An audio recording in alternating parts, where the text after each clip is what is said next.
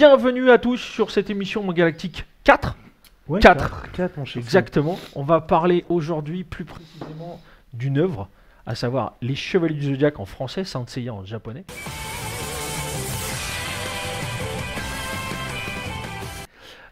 Une œuvre qui me tient à cœur, parce que c'est une œuvre que j'aime beaucoup, mais... Tu es fan, Ouais, on va carrément dire ça. On va pas Et bon, on va voir qu'il y a de quoi dire, je pense, aussi bien de l'œuvre que de celui qui l'a écrite et de tout ce qui tourne autour. Donc, on est aujourd'hui 3 aujourd'hui, Et puisqu'il ouais, y a toi, c'est ça Megalénar, qui est il y a moi, Darius, et notre ami Titi Bim. Et oui, il est Salut à là. tous, Il est là. Et j'espère ouais. que vous allez bien. Ici pour la 4e session de Manga Galactique, nous allons parler du coup Saint Seiya avec ces messieurs. Voilà, et donc, Et moi, on va... moi je vais pas bien. Mais si j'ai dit Omega Lénar, Je rigole, je plaisante, j'ai dit, évidemment. je vais pas te présenter 40 fois, c'est ta chaîne. Tout le monde sait que c'est toi. Il y a un moment. Comment ça se passe? C'est pas faux. Alors, du coup, les Chevaliers du Zodiaque. Alors, avant de commencer, parce qu'il y en a qui connaissent, il y en a qui connaissent pas. Voilà, c'est un peu, blague. voilà, ouais, exactement. J'entends des nus. Ouais, voilà. Et du coup, petite présentation. Alors, je vais faire ça vite parce que Très succinct. il y aurait moyen de s'étaler pendant des heures sur qu'est-ce qu'il y a là-dedans, d'où ça vient, pourquoi, machin, etc. Ce sera d'ailleurs à vous de m'interrompre à chaque fois là pour me dire ouais, mais c'est quoi cette histoire, de quoi ça parle, etc. Et on va pouvoir en parler parce que, encore une fois, il y a du grain à moudre sur tout ce truc-là. Alors, Saint Seiya, ça arrive en France, ça nous arrive en 88 sous le nom des Chevaliers du Zodiaque dans le Club Dorothée. C'est une série qui va être diffusée en France de 88 à 97. On parle de 10 ans de diffusion d'animé. Donc, Je sais pas, vas-y. à l'époque, il y avait eu quelque chose qui était aussi long, je sais pas souvenir. Il y a Ouais, sûrement peut-être. des choses plus longues, mais que ça a été Ou au diffusé moins pendant autant- 10 ouais, ans. voilà, c'est Ouais, ça. qu'il y a Tiens, eu je Avec te- autant de qu'il y a eu succès, autant surtout, d'impact, donc, notamment en je France. suis pas sûr. Hein. Alors, Je suis pas c'est-à-dire sûr que que c'est un peu quelque comme les chose, séries américaines qui passaient sur la 5. Ils ont dû les rediffuser une bonne dizaine de fois. Hein. Faut pas se mentir. Hein. C'est comme quand... je sais pas si tu as essayé de suivre Tonnerre Mécanique. Je cache un petit peu. Mais, le mais, téléphone, on va mais, voir. mais Tonnerre Mécanique, il y a que 19 épisodes, je crois. Et nous, on a l'impression d'avoir vu ça pendant 5 ans. Ouais, Là, comme les Mystérieuses Cités d'Or. Par Il y a que exemple, 37 épisodes, voilà, j'ai c'est l'impression ça. qu'il y en avait 450. Ah, c'est vrai que c'est- Et en fait, pas du tout. Et donc voilà, l'idée c'est que donc ça a été diffusé pendant donc les 114 épisodes de la première saga animée qui couvre une partie du manga. Donc on va voir ça. Donc il y a évidemment le manga qui a été écrit, qui a commencé en 86 au Japon et qui est publié de 86 à 90 au Japon sur 28 tomes, d'accord. Il se trouve que l'animé qui a été diffusé en France, les 114 épisodes couvrent qu'une partie. Donc elle couvre ce qu'on appelle la bataille galactique, plus le sanctuaire, plus Asgard, qui est un arc qui n'existe pas dans le manga. C'est Puis- rare ça, d'adapter en animé. Ah non, c'est l'équivalent de Shippuden, c'est dans Naruto. C'est la même chose. Oui, c'est un filler quoi. On met un truc pour remplir parce que le manga il a pris du retard. Enfin, il faut que le manga soit toujours en avance par rapport à l'animé. Donc voilà. Sauf que là, ils font les choses bien. Ils font un arc complet. Ils font pas comme Shippuden, un truc qui sert à rien. Enfin, on pourrait parler pendant des heures de est-ce que ça sert à Asgard ou pas. Mais ils vont faire cet arc. Donc l'arc Asgard. Puis ensuite, on va revenir à l'arc Poséidon qui existe dans le manga. Et ça va s'arrêter là en animé. D'accord. Donc et d'ailleurs, on aura donc les 114 épisodes qu'on va voir plusieurs fois, puisque de 88 à 97, ils vont le diffuser plusieurs fois au Club Dorothée. Et on aura même ce moment assez unique. Alors, pour des problèmes techniques, on ne pourra pas vous diffuser. Malheureusement, oui, Ce moment-là. on était censé commencer il y a 1 heure, voire Voilà. Non, 2. mais ça, on n'est pas obligé de le dire. On va pas le dire. Ça fait, ça fait un mais- peu du lore autour voilà. de l'émission, je trouve. Ceci dit, Parce que ça vous va pourrez revenir avec chercher, le temps si vous êtes curieux, vous pourrez chercher. Il y a un truc qui est incroyable. Donc Dorothée et toute son équipe, là en l'occurrence c'était Ariane, elles font un interview de l'auteur du manga, Masami Kurumada. Alors, en direct du Japon, c'est pas un vrai direct, hein, puisque entre les histoires de traducteurs, les trucs de décalage horaire, à mon avis, ils ont fait ça bien en avance pour pouvoir préparer les réponses de ce qu'allait dire le mec, parce qu'ils savaient pas du coup dans quoi ils se lançaient. Et ensuite, ils ont fait cette interview qui est incroyable, qui est passée dans, je crois en 90, un truc comme ça, je te dis peut-être une connerie sur la date, faudrait vérifier. Oui, bah, Mais bon, de toute en façon, gros, je pense que je mettrai dans la VOD, je mettrai les liens dans la description pour que les gens ils puissent. et puis si tu peux savoir le tout passer, cette interview-là, parce que c'est juste unique, c'est 10 minutes où tout d'un coup le monde découvre déjà que cet animé-là est issu d'un manga, puisqu'on a l'auteur, que ça vient du Japon, parce qu'en vrai c'était pas tout le temps dit, hein. Les animés, Dragon Bien Ball, sûr. machin, c'était pas tout le temps dit que ça venait du Japon, etc. Je pense que tu sais qu'à l'époque même, vu que c'était pas dit, peut-être que les gens pensaient que ça se passait en France et que tout était français, etc. Non, Alors, moi je vais te dire un Parce truc, que- je je pense. pense plus ça serait genre, tu sais, vieux truc, vieux cliché, c'est asiatique, c'est chinois, tu sais. Ah, On ouais. connaît pas, on sait que ça vient de par là-bas, et donc du coup, bah, on raconte à tout le monde qu'on sait pas, donc on dit que c'est chinois. C'est pas faux. C'est pas. Alors, moi qui ai vécu ça, Surtout avec les noms à l'époque et tout. je vais faire le vieux con. Moi qui ai vécu ça en tant que gamin, que ce soit Goldorak ou tout le reste, on n'avait aucune info. Je veux dire, moi je regardais ça comme si c'était des dessins animés et je me foutais considérablement de savoir d'où ça venait. Bien sûr. En vrai. Moi, quand j'étais gosse, je pensais que tous les dessins animés étaient français, que genre Voilà. Avatar ça se passait en France, etc. Alors, Goldorak, tu peux te dire que c'est pas français, parce qu'en vrai, il y a des trucs, voilà. Mais c'était sûr. pas la question en fait, on se posait pas cette question-là, d'où ça venait, Mm. etc. Par contre, le fait que ce soit une bande dessinée qui soit adaptée en animé, ça c'était un truc, c'était une première, et c'était une découverte pour beaucoup d'entre nous. Voilà, et surtout en direct, le mec, Masameki Urumada, dit à la télé, bah écoutez, là, l'animé, vous avez la même chose que nous au Japon, on n'a pas plus. Par contre, il existe une bande dessinée où il y a, et il leur explique, c'est l'arc Hades. Il y a Hades, il y a Zeus, il y a machin. Là. Donc les Dorothée et Aren, elles sont comme des dingues en mode ouais, quand est-ce qu'il y aura la suite, etc. On découvre aussi qu'elle connaît des producteurs japonais, puisqu'elle dit je vais en parler à monsieur Intel. Ouais, Dorothée. Et alors, Ouais, mais, quand même. ah non, mais Enfin, Dorothée. Pour l'époque, c'était quelque chose. Ah, mais C'est quand même une Dorothée. légende, Dorothée. Faudra peut-être qu'on fasse un manga Ah, bah, sur elle, hein, parce que. Carrément, parce que moi j'ai parce qu'elle a découvert, elle a apporté joué dans un Jiraya. D'accord. C'est quoi un Jiraiya? C'est Pour ceux qui c'est les Sentai du Japon là. Je crois que c'est la suite de XOR en gros. d'XOR. Je crois Moi, que les Super machin. Sentai, c'est Power Ranger pour moi. Ouais, bah il y avait XOR avant, il était tout seul. Voilà. Alors peut-être, je te dis peut-être une connerie parce qu'effectivement Sentai il faut qu'il soit 5, enfin peu importe. Mais en gros, c'est des espèces de séries live avec des mecs habillés avec du caoutchouc qui se battent dans des décors, la Zero Lame machin. Voilà, c'est XOR. Il y a eu Jiraya et dans Jiraya, il y a 2 épisodes où il y a l'ambassadrice de France qui est jouée par Dorothée. C'est un truc de dingue. Ça aussi, on peut le retrouver. En gros, ils expliquent qu'elle était allée acheter des dessins animés, qu'elle a des contacts avec les producteurs. Et les producteurs disent si ça vous amuse, on vous fait jouer dans une série. Parce qu'on a génial. vu, puisqu'à l'époque, elle faisait des séries, elle faisait pas de pitié pour les croissants, elle faisait. les garçons. Garde-en sur la semelle, on va se réserver Voilà. un petit truc, on va se faire quelque chose. Mais en Mais gros, pour voilà. l'instant, il y a un truc qu'on a oublié, c'est quoi cette fille? Alors, ça parle. Du coup, On a parlé de alors attends, Bloodstone, je on a finis parlé juste avec le background historique. Donc ce truc-là s'arrête, voilà.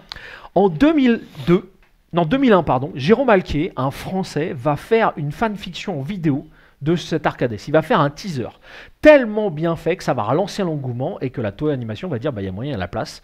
Et donc l'Arcades va être adapté en animé, 13 OAV, puis plus 13 supplémentaires, plus 3, puisqu'il y a 3 parties pour l'Arcades, tous en OAV, qui ont été faits donc en 2002. Et Pour revenir sur le truc, sur la phase de Hades, moi c'est clair que Senseiya c'était un peu pareil, mon enfance, etc. J'ai surkiffé. Et puis pendant un moment j'ai arrêté. Et c'est vrai que quand Hades est sorti un petit peu plus tard, je me suis remis direct dedans. Et pour moi, je pensais au début que c'était le même réalisateur japonais qui avait fait Hades suite, aussi, même. tu vois, Ouais, qui avait fait carrément. qui avait fait la Je suis suite. d'accord avec toi. J'ai trouvé ça Parce que vachement le bien style fait. graphique Ça ne assez- change ouais, pas, voilà, c'est ça. les persos ne changent Ça pas, reste les quand noms même ne changent vachement, pas. style- vachement propre à l'œuvre originale. alors le style graphique il change quand même vénère, puisqu'on a les nouvelles techniques. Oui, c'est des nouvelles voilà. techniques, mais je sais pas, j'ai. Ah non, il y a un vrai truc. Par contre, ce que tu dis est vrai, c'est que on a cette image-là, quand tu as vu ça en tant que gamin, ça reste imprimé dans le cerveau. Et quand tu vois. Parce que tu as les mêmes ingrédients, la Ouais, même c'est ça, histoire. c'est la même formule. Voilà, et on va en parler d'ailleurs, mais voilà. Et donc, après, en dehors de ça, il y a aussi 6 films qui ont été faits, films d'animation qui ont été faits, adaptés. On pourra en reparler. OAV, pour ceux qui ne savent pas, c'est voilà. Original Animation Video. Voilà, et tiens, je te donne pour que tu fasses tac. Donc là, il y a qu'on peut trouver, hein, il y a tous les films. Donc il y a la saga d'Abel, il y a Eris, J'ai il vu y sur a. Amazon, donc c'est pas très cher. c'est- voilà. Et ça, c'est les OAV, donc les films qui sont sortis. Il y en a, alors dans Ouais, les c'est tucs que t'as là, il y en a vachement 4. propre, quand Il y en a 4. même. Regardez-moi Et ça. puis il y a ceux qui ont été faits après, celui qui a été fait avec la saga Hades Ouverture et celui qui a été fait assez récemment là dans la filière des Par Albator. Netflix.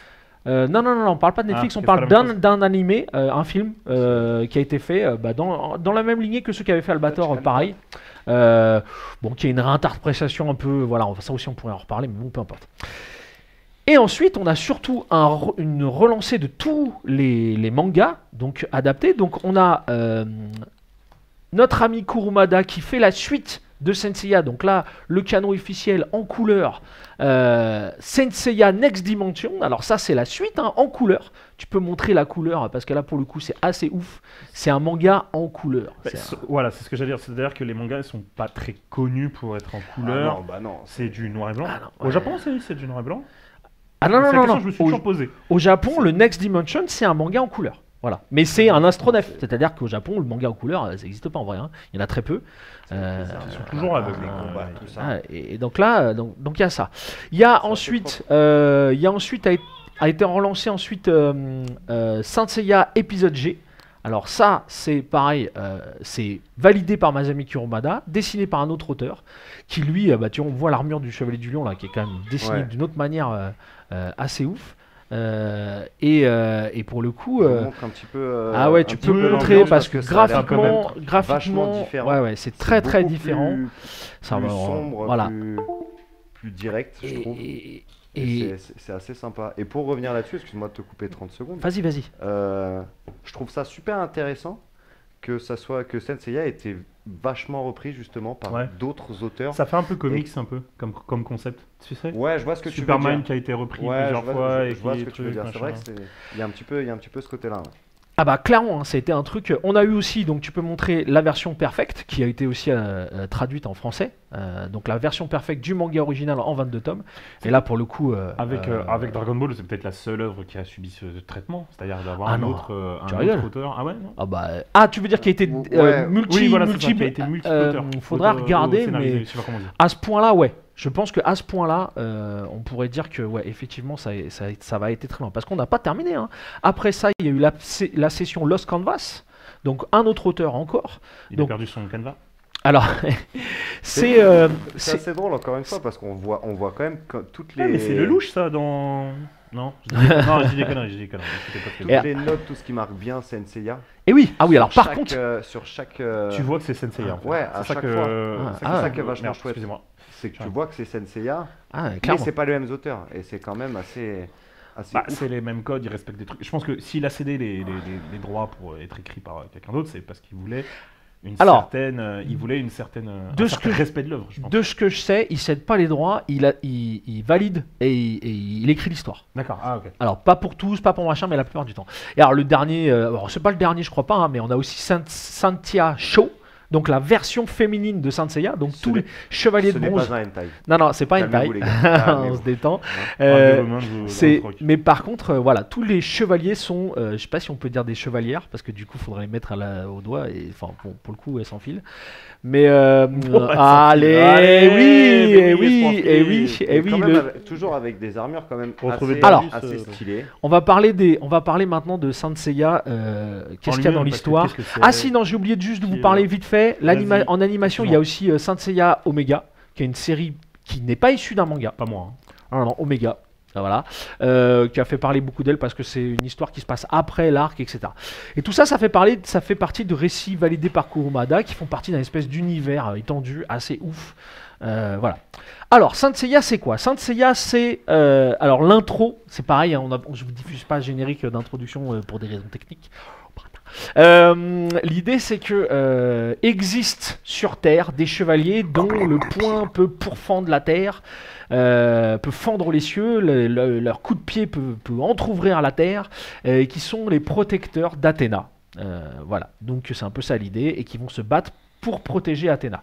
On retrouve parmi les chevaliers plusieurs grades, il y a les chevaliers de bronze, les chevaliers d'argent et les chevaliers d'or. Et puis on va s'apercevoir qu'il existe plein d'autres types de chevaliers. Donc par exemple Asgard va avoir ses chevaliers. Hades a ses chevaliers. Hades qui vont être appelés, alors les armures vont être appelées des surplis. Ouais. Je te donne le terme technique. Pareil, Poséidon. Je pense que c'est des chevaliers d'or, mais en fait finalement non, parce qu'ils sont morts. Alors ça c'est autre chose. Ouais, ça c'est. On en reparlera plus tard, mais je te laisse continuer. Mais voilà. Et il y a les généraux de Poséidon, qui sont aussi des chevaliers, puisque dans la saga Poséidon, il y a les généraux de Poséidon. Et donc tout ce beau monde va se copieusement se foutre sur la gueule. Mais là, c'est là qu'on retrouve une des caractéristiques de Saint Seiya, c'est que les combats dans Saint Seiya vont être plus. Alors moi, je trouve ça ressemble plus à de l'opéra, en vrai, que du vrai combat. Si tu compares une scène de combat, genre à la Naruto ou à la Dragon Ball, et une de Saint Seiya, on n'est pas dans le même genre de combat. Tu vas pas avoir des enchaînements de coups, des machins. Tu vas avoir une espèce de succession d'attaques, voilà, qui ont tout un nom. Ça, pour le coup. Les metteurs de Pégase. Voilà, exactement. Pegasus Ryusenken pour ceux qui suivent en japonais. Et puis aussi, ce qui est aussi intéressant, c'est toute la mise en scène qu'il y a autour de chaque attaque. Ouais, je suis d'accord. Chaque attaque, il y a toute la une pose, mise en scène le qui est truc, là, la pose, le truc, le machin.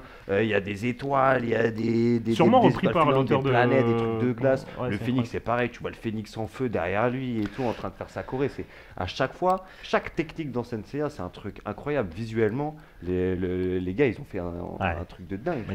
Mais c'est ça l'idée, c'est que dans Senseiya, il y a ce truc-là, c'est que il y a tout.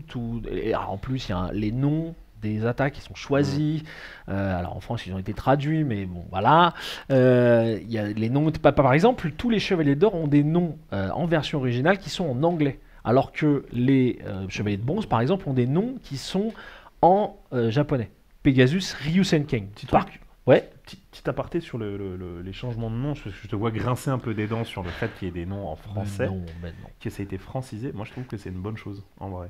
Si tu veux que les jeunes, ils arrivent à s'identifier et à comprendre un peu mieux, parce que le jeune, tu lui dis Ryusenken.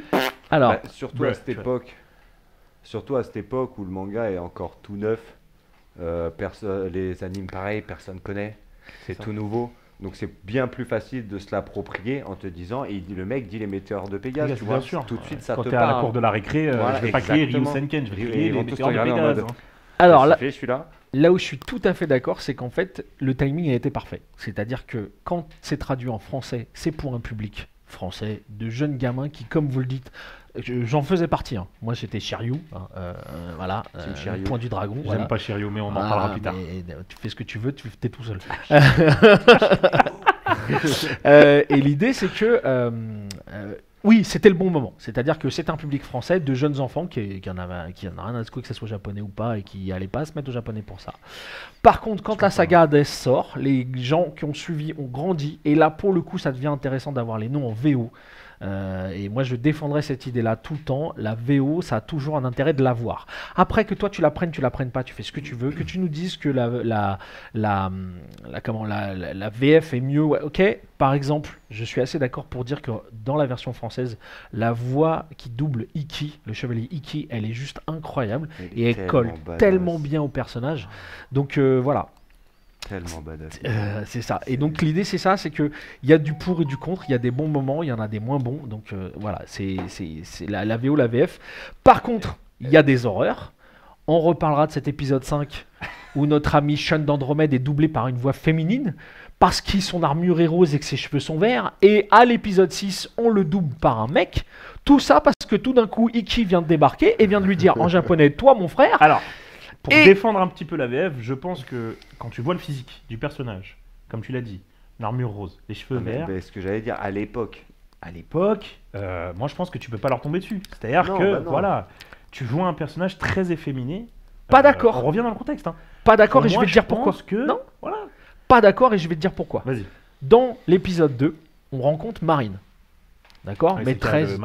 Voilà. Et à qui explique qu'elle porte un masque parce que c'est qu'une femme et que les femmes qui sont chevaliers doivent porter un masque. Toutes. Voilà. Donc, du coup, Andromède, ça peut pas être une meuf. Ou alors, il met un masque. Et voilà. Donc, il a pas de masque, c'est parce que c'est un mec. Point. Alors, on pourrait parler de ça pendant des heures parce qu'en fait, ça fait aussi partie des incohérences qu'il y a dans toute l'histoire de Senseiya. C'est-à-dire que, notamment... Il y a une petite question dans le chat.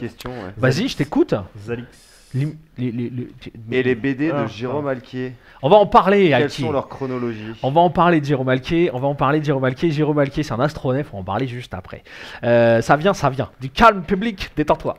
Et bonjour, bienvenue. Et bienvenue à toi. Tu n'hésites pas à intervenir. Ça nous fait plaisir les questions. Et moi, je pense que c'est le plus intéressant, c'est que si vous avez des choses à nous dire, à nous faire intervenir, faut pas hésiter. Donc. On va revenir sur Jérôme Alquier après, d'ailleurs, justement, mais Par contre, l'idée c'est ça, c'est que j'en étais sur. Je parlais de quoi déjà? La VF, et que c'était un massacre d'avoir mis une voix féminine. Ouais, parce que, voilà. y a Mais Marie, voilà. hein, Mais par contre, qui a le on va mettre le masque doigt qui sur tue une les des femmes. incohérences, c'est-à-dire que les chevaliers qui sont des femmes doivent porter un masque. Sauf qu'on va voir un peu plus tard, à un moment, qu'on va arriver à un personnage qui s'appelle Thétis, qui est une femme, Et qui est un généraux de Poséidon et qui n'a pas de masque. Ouais, mais c'est un généraux. Ouais, mais c'est un généraux. C'est un général. C'est un généraux. Elle a quand même un peu de galon. C'est pour ça qu'elle peut se permettre Un d'enlever généraux, son hein, masque. toi aussi tu branches pas les câbles. Les enfoirés. Il y a le son au moins. Est-ce qu'on a vérifié qu'il y avait le son? Ouais, là je le vois, je t'assure qu'il y a le son. Donc l'idée c'est ça, c'est qu'il y a eu pas mal d'incohérences. Alors ça aussi on va en reparler dans les trucs de Saint Seiya. Il y a eu pas mal d'incohérences et dont celle-là fait partie. Je t'interromps, je ne vas-y. connais pas toute la saga, mais j'aimerais que vous parliez du dernier film américain. Ah bah celui-là on va en parler. C'est marrant, on en a parlé un petit peu. On va en déjà. parler parce que. Mais dernière chose sur le fait de franciser, etc. Oui. Moi je me demande, alors peut-être que tu as la réponse, peut-être que tu l'as pas. Est-ce que c'est pas un truc franco-français aussi, tu vois, C'est-à-dire. d'avoir francisé les noms? Je m'explique. Dans Pokémon, il faut savoir que genre la France et l'Allemagne sont parmi les seuls, peut-être avec l'Angleterre, avec les Américains, les seuls à avoir des noms associés à leur pays. Tous les autres ont les noms américains. Nous, on a des noms français, c'est que pour nous. Il y a des noms de je sais plus donc je t'ai dit quoi déjà? Donc français, il y a des noms allemands, il y a des noms français, il y a des noms anglais, et tous les autres, Ah, mais c'est tous super les autres drôle. pays ont des noms anglais. Que tu parles de ça parce que justement j'avais ça dans ma poche. Et Et on voit pas, voilà. Version française, il Drugs s'appelle De Miaou. De Miaou. Voilà. Ah, mais ça- voilà. alors, tu vois, je suis alors, c'est assez... super, c'est bon timing. Ouais, Et on l'a pas préparé du tout en plus. Alors, je suis assez d'accord pour le coup. C'est effectivement un truc qui revient souvent, c'est cette version française là. Comme je te l'ai dit tout à l'heure, c'est ni un bien ni un mal, pourvu que ça soit bien fait. Si tu fais ça bien, c'est-à-dire que par exemple que les voix des gens que tu doubles, tu te fais chier à trouver des gens qui ont une voix, une texture qui correspond à leur personnage et que tu te renseignes un peu, ça claque. La voix d'Iki est claque. Si quand tu fais la traduction des trucs, tu fais pas ça avec les pieds et tu te dis tiens, lui ça a l'air d'être une meuf, on va lui mettre l'attaque des pinceaux de maquillage, voilà, que tu fais pas n'importe quoi. On en parle de l'attaque des nantos de Vison ou des trucs dans Hokuto no Ken. Non voilà, ça c'était n'importe quoi. Là, ça c'est un massacre. Voilà, donc, mais si tu fais pas n'importe quoi, que t'appelles pas les méchants Georges ou René, parce que Là, ça va, voilà. sur Senseiya, franchement, je trouve que ça Et ben, va. c'est ce que j'allais dire. Dans Saint Seiya, c'est pas trop mal fait, c'est plutôt bien foutu. C'est juste qu'à un moment, ils ont manqué de recul par rapport à l'œuvre, mais ça, pour le coup, ils pouvaient pas l'avoir. Après, ils se sont retournés aussi, tu vois, ils ont changé le truc, donc c'est pas Oui. plus mal. Ils auraient pu se dire, bah tant pis pour tant pis, hop, ça serait une meuf jusqu'au bout. Et puis encore une fois, à l'époque, on bénéficiait pas de ces choses multicanaux là, c'est-à-dire que si tu diffusais une vidéo à la télé, tu pouvais pas donner la possibilité au spectateur de la mettre en VO ou en VF. Voilà. Maintenant, c'est possible. On peut maintenant regarder un truc VO, diffusé à la télé, voilà. Avant, c'était pas possible. Donc, il fallait faire un choix. Et puis, comme c'était pour des enfants, on n'allait pas leur mettre de la VO. Ça aurait dégoûté tout le monde. Sous-titré en plus, laisse tomber. Ouais, donc, ça serait voilà. passé sur Arte, il y aurait Voilà. eu aucune, Et aucune voilà. audience. Donc voilà, Clairement, exactement. il y aurait personne. Sauf que maintenant, c'est intéressant d'aller regarder la VO. Moi, je vous le dis, si vous découvrez l'œuvre de Saint Seiya, allez jeter un œil à la VO. Vous pourrez très bien me répondre. En vrai, ça me saoule. Je préfère la VF parce qu'elle est pas si mal faite. Et vous avez raison, elle est pas si mal faite. Donc voilà. Il y a des VF, moi je suis désolé, des VO je peux plus, enfin je peux pas, genre GTO. GTO jamais je l'ai regardé en VO. Si j'ai regardé une fois en VO, j'ai pas pu. Genre non. Tu vois ce que je veux dire? Après, parce que c'est aussi parce que c'est des mangas d'enfance, tu vois. Donc c'est pour ça Ouais, que mais elle est tellement habitué quand parfaite t'es la VF petit que... tu l'as vu en VF, qu'en fait, la VF, au-delà du manga, te rappelle trop de souvenirs. Donc tu peux pas te mettre maintenant à regarder le manga en VO. C'est pas possible parce que le manga va avec la VF dans tes souvenirs. Ouais, Et ça me vu fait, que ça me quand fait tu ça aussi regardes- sur South Park et ça me fait ça aussi sur genre Dr House ou les Simpsons, tu vois. Bah, tous les trucs que tu as regardé quand tu étais plus jeune, tu vois, c'est normal que la VF Ouais. du coup prenne le dessus d'un point de vue émotionnel. Ouais, bien sûr, parce que moi, et puis il y a des VF, je les trouve juste trop bonnes en fait. Ouais. On aura un jour un débat sur Manga Galactique ou autre. Voilà. VF, VO. Et si, ça, si, on fera ça VO, va, mais... ça va et- saigner. Ça va saigner. Moi, je Je te trouve jure. qu'il y en a, même dans le passé, elles sont pas si mauvaises. Donc, je prends GTO.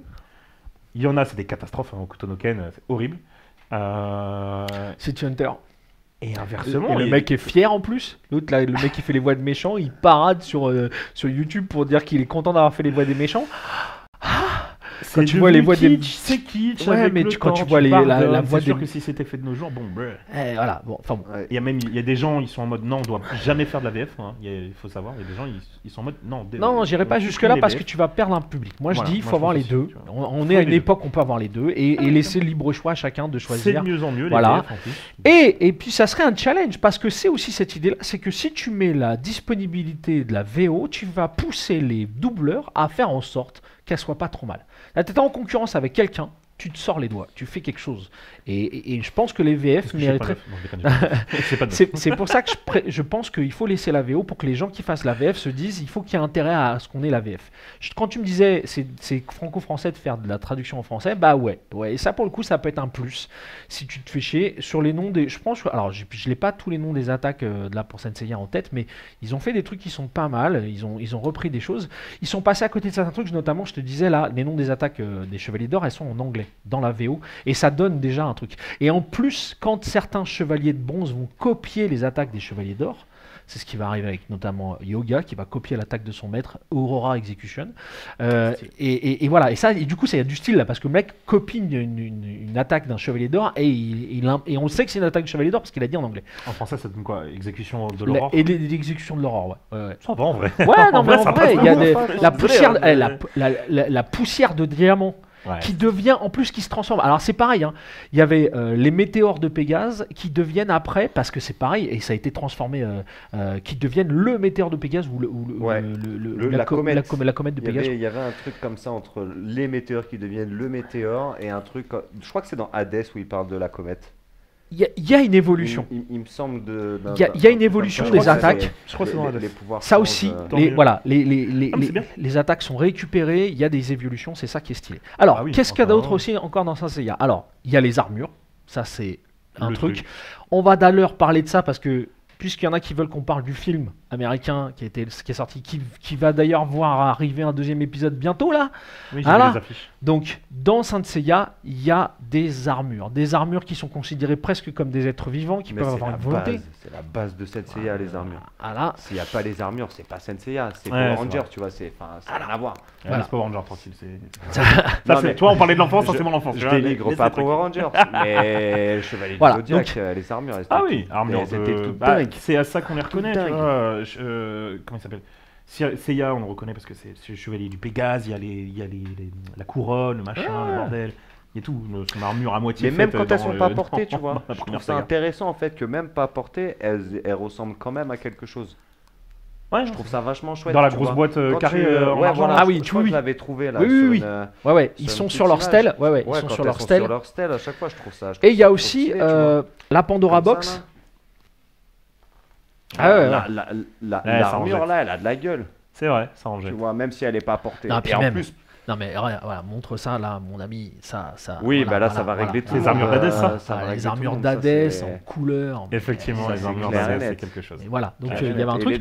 Et effectivement, ce que tu as montré là, c'est un truc vachement intéressant, c'est que à la fin de chaque tome, ils mettaient un descriptif des nouveaux chevaliers avec leurs armures. Alors là, je vous montre un qui est, c'est Ban du Lyonnette, c'est pas le plus spécifique. Mais en fait, voilà, il y avait cette espèce de chara-design assez ouf de toutes les armures. Chaque arc avait leur style. Les armures d'Asgard, elles ont un style. Les armures de Poséidon, elles ont un style. Enfin voilà, il y avait tout un truc qui était fait autour de ça. Et ça fait voilà. Ça c'est génial. Donc voilà. Et pour moi, dans le film américain qui est sorti il y a pas longtemps, ils sont passés à côté de ça, littéralement. Les armures dans ce film-là sont à chier partout. C'est une horreur. Voilà. On va reparler des autres choses qu'ils ont bien faites. Dans le film américain ou dans le film Netflix que Iki va au lycée? Alors c'est pas dans le film américain, ça doit être dans la série Netflix parce que dans le film américain, et déjà Iki on le voit venir à 40 km et c'est un espèce, on dirait un mec d'un boys band. Non mais le mec on dirait qu'il sort d'un boys band, c'est Iki quoi. Le mec il a été sur l'île du diable s'entraîner, il a tué son maître, il a failli tuer sa meuf, enfin voilà, et l'autre ils nous le mettent en boys band. Tu sors. Les Caraïbes, les Américains. Tu l'habilles avec une armure et tu l'habilles avec une armure galactique jusqu'à 99. Non, pas du tout. Et tu l'habilles avec une armure faite découpée dans du carton et peinte à la main. Et non, tu sors. Les armures elles sont en métal déjà. Tu as toutes. Il n'y a pas de voilà. Enfin bon. On va se calmer là-dessus. Tu parlais des horreurs faites par la VF, etc. Mais les Américains, ils sont massacrés. Alors ceci dit, on va parler de ce film-là parce qu'il n'y a pas que des horreurs. Il n'y a pas que des horreurs. En tout cas, sur les armures, ils se sont loupés. Ça, c'est clair. Or, ça fait partie des éléments incontournables de la saga de Saint Seiya. Les armures, les nouvelles armures, les armures qui changent. Dire, moi, je me rappelle quand dans les 100 premiers 14 épisodes, il y a un moment de l'arc, notamment à Asgard, leurs armures changent. Quand on voit arriver les premières armures qui ont changé, waouh! Mais mon gars, c'était mieux que la transformation de Super Saiyan de Dragon Ball, hein, je te le jure. Hein. C'était mieux. Ah non, je te jure. Je te jure, c'était un truc. Et du coup, là, t'avais des changements. Moi, je préférais. Allez, je te jure que si. Déjà, est-ce que les armures, elles sont complètes? C'est-à-dire? T'as quelque chose à dire, mon beau Titi Bim? Bah, en vrai, de vrai, déjà, la chevelure des Saiyans, c'est quand même quelque chose d'extraordinaire. Là, certes, on parle d'armure, mais les Saiyans, attention. Non, attention, je te parle. Super Saiyan 4. Non, les Super Saiyan 4, désolé. Je parle pas de la comparaison entre coiffure et armure. Je parle de ce changement-là, de comment c'était attendu. C'est-à-dire que si on reprend la transformation de cette Saiyan, c'était surprenant. On s'y attendait pas, pour ceux qui l'ont vu en direct. Et puis voilà. Là, à chaque nouvel arc de Saint Seiya, on sait que les armures vont changer. Et on les attend. Et c'est même orchestré. Et d'ailleurs, dans l'arc d'Hadès, on voit venir peu à peu dans l'épisode les nouvelles armures. On sait qu'elles vont arriver. Ils vont les tremper dans du sang, machin, elles vont se changer. Et bah, tout le monde est en chien devant la télé, là, en mode, vas-y. Fais péter. Et d'ailleurs, dans l'arc d'Hadès, les armures sont découvertes morceau par morceau. On a un gros plan sur un bras, puis sur une jambe, puis et c'est, tu vois, en gros, le mec a perçu que s'il y avait une attente là-dessus, donc les armures, c'est un élément incontournable de Saint Seiya. Petite question sur les armures, justement. Le changement d'armure, c'est encore une histoire de jouer ou dans l'évolution des personnages? Super intéressant, ça. Alors, bonne question, très très bonne question. Non, c'est clairement un choix de l'auteur. Ouais, voilà, c'est ça. De faire changer les armures. Il le dit dès le départ dans le manga, on peut presque les assimiler à des êtres vivants. Elles ont leur volonté. Il y a un fameux épisode dans l'arc du sanctuaire où Shiryu se bat contre le personnage du cancer. Masque de mort en français, Death Mask en anglais, enfin en version originale, et son armure va se barrer parce qu'elle considère que ce mec-là est un enfoiré terminé, parce que lui c'est que le grand pop c'est pas le vrai, que voilà, etc. Et qu'il le dit clairement, il veut niquer les chevaliers de bronze parce qu'il veut être avec les plus forts. Et ben son armure d'or du cancer va s'en aller. Voilà. Et donc ça montre bien que ces armures-là ont une volonté. Régulièrement, l'armure du Sagittaire elle débaroule dans l'histoire pour sauver Seiya. Et quand je dis régulièrement, on va pas dire à chaque fois, mais on pourrait le penser très fort. Enfin voilà, donc non, ça fait partie des trucs. Par contre, évidemment, Bandai, il s'en est servi à mort pour faire des trucs. Je vous parle pas des mid-close, etc. Non, c'est sûr que Kurumada, il a aussi ce côté-là. Alors, ça serait mentir que de savoir que c'est sa volonté propre à lui. Je pense qu'à un moment, il y a, comme très souvent au Japon, il y a une histoire de gros sous qui fait jour, et à un moment, l'éditeur vient dire au lecteur, tu pourrais pas nous caler 2-3 là. Notamment l'apparition des Chevaliers de Fer dans l'animé. Il y a 3 chevaliers de fer créés par Mitsumasa Kido. Donc Mitsumasa Kido, il crée des armures avec son groupe là, d'accord? Ouais, la fondation Grade, ils ont créé 3 armures. Donc le chevalier de l'air, le chevalier en dessous des chevaliers de fer, en dessous du bronze. Ah ouais, dégueulasse. Alors dégueulasse. C'est vraiment le fond de la poubelle. Non, elles n'existent pas. Alors ces armures-là n'existent pas dans le manga. Elles ont existé dans l'animé, dans la série, d'accord? Elles ont, c'est juste, je crois que ça dure 2-3 épisodes même pas parce qu'ils se font, c'est contre les chevaliers d'argent. Bref. Voilà, c'est ce que j'allais dire. Est-ce qu'ils se font autant fracasser que les chevaliers d'argent? Pareil, ils se font fébraise. Non, parce qu'ils font partie. Alors en fait, ils se battent contre des chevaliers d'argent, puisqu'ils sont avec les chevaliers de bronze. Ils ont été créés par Mitsumasa Kido pour les appuyer. Ils sont 3 chevaliers de l'air, chevaliers de la terre et chevaliers de l'eau, je crois, ou de la mer, je sais plus. Enfin bon, laisse tomber. Attends, chevalier de la terre, chevalier du quoi? Chevalier de l'air, de la terre et de l'eau. J'ai compris Non, j'avais compris. En gros, et donc ça n'existe pas dans le manga, ça existe dans l'animé, on peut les voir arriver, etc. Là, moi, je pense qu'on peut imaginer que Bandai leur a dit on est un peu court là, tu voudrais pas nous en rajouter 2-3 parce qu'on aimerait en vendre plus. Voilà. Maintenant, on sait ce qu'il en est avec les mid-close, avec les versions. Enfin voilà, c'est un filon inextinguible, ils vont vous en faire ça. Moi qui vous parle, je fais partie des victimes de ce fléau. J'achète des voilà, je les ai pas toutes, mais voilà, tu vois, voilà. Mais je pense que, par contre, les armures, leur style, leur évolution, leur graphique, ça pour le coup, c'est une idée de départ dans la tête de Masami Kurumada. bien exploité par nos amis de Bandai, mais je pense que c'est une idée originale et qui fait partie de l'univers Saint Seiya. Voilà, il n'y a pas à chier. Petit débat parallèle, toi, Titi, mais est-ce que tu es quelqu'un qui achète du merch, par exemple, de tes œuvres préférées Non, que ce soit figurine, carte, machin, truc. Je suis pas trop un fan à ce point-là. À acheter tous les dérivés, etc. C'est plus en fait si l'objet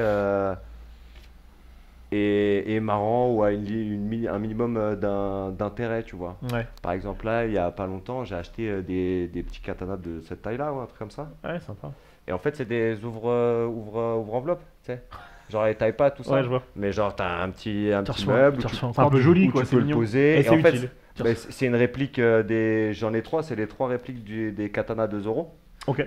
Et il y a un petit porte-clés au bout, tu peux le foutre en porte-clés. Et ça, je t'avoue, je l'utilise pour ouvrir mon courrier, pour couper des trucs Ok, débiles, sympa. tu vois. Mais après, non, acheter des trucs, Acheter du merch.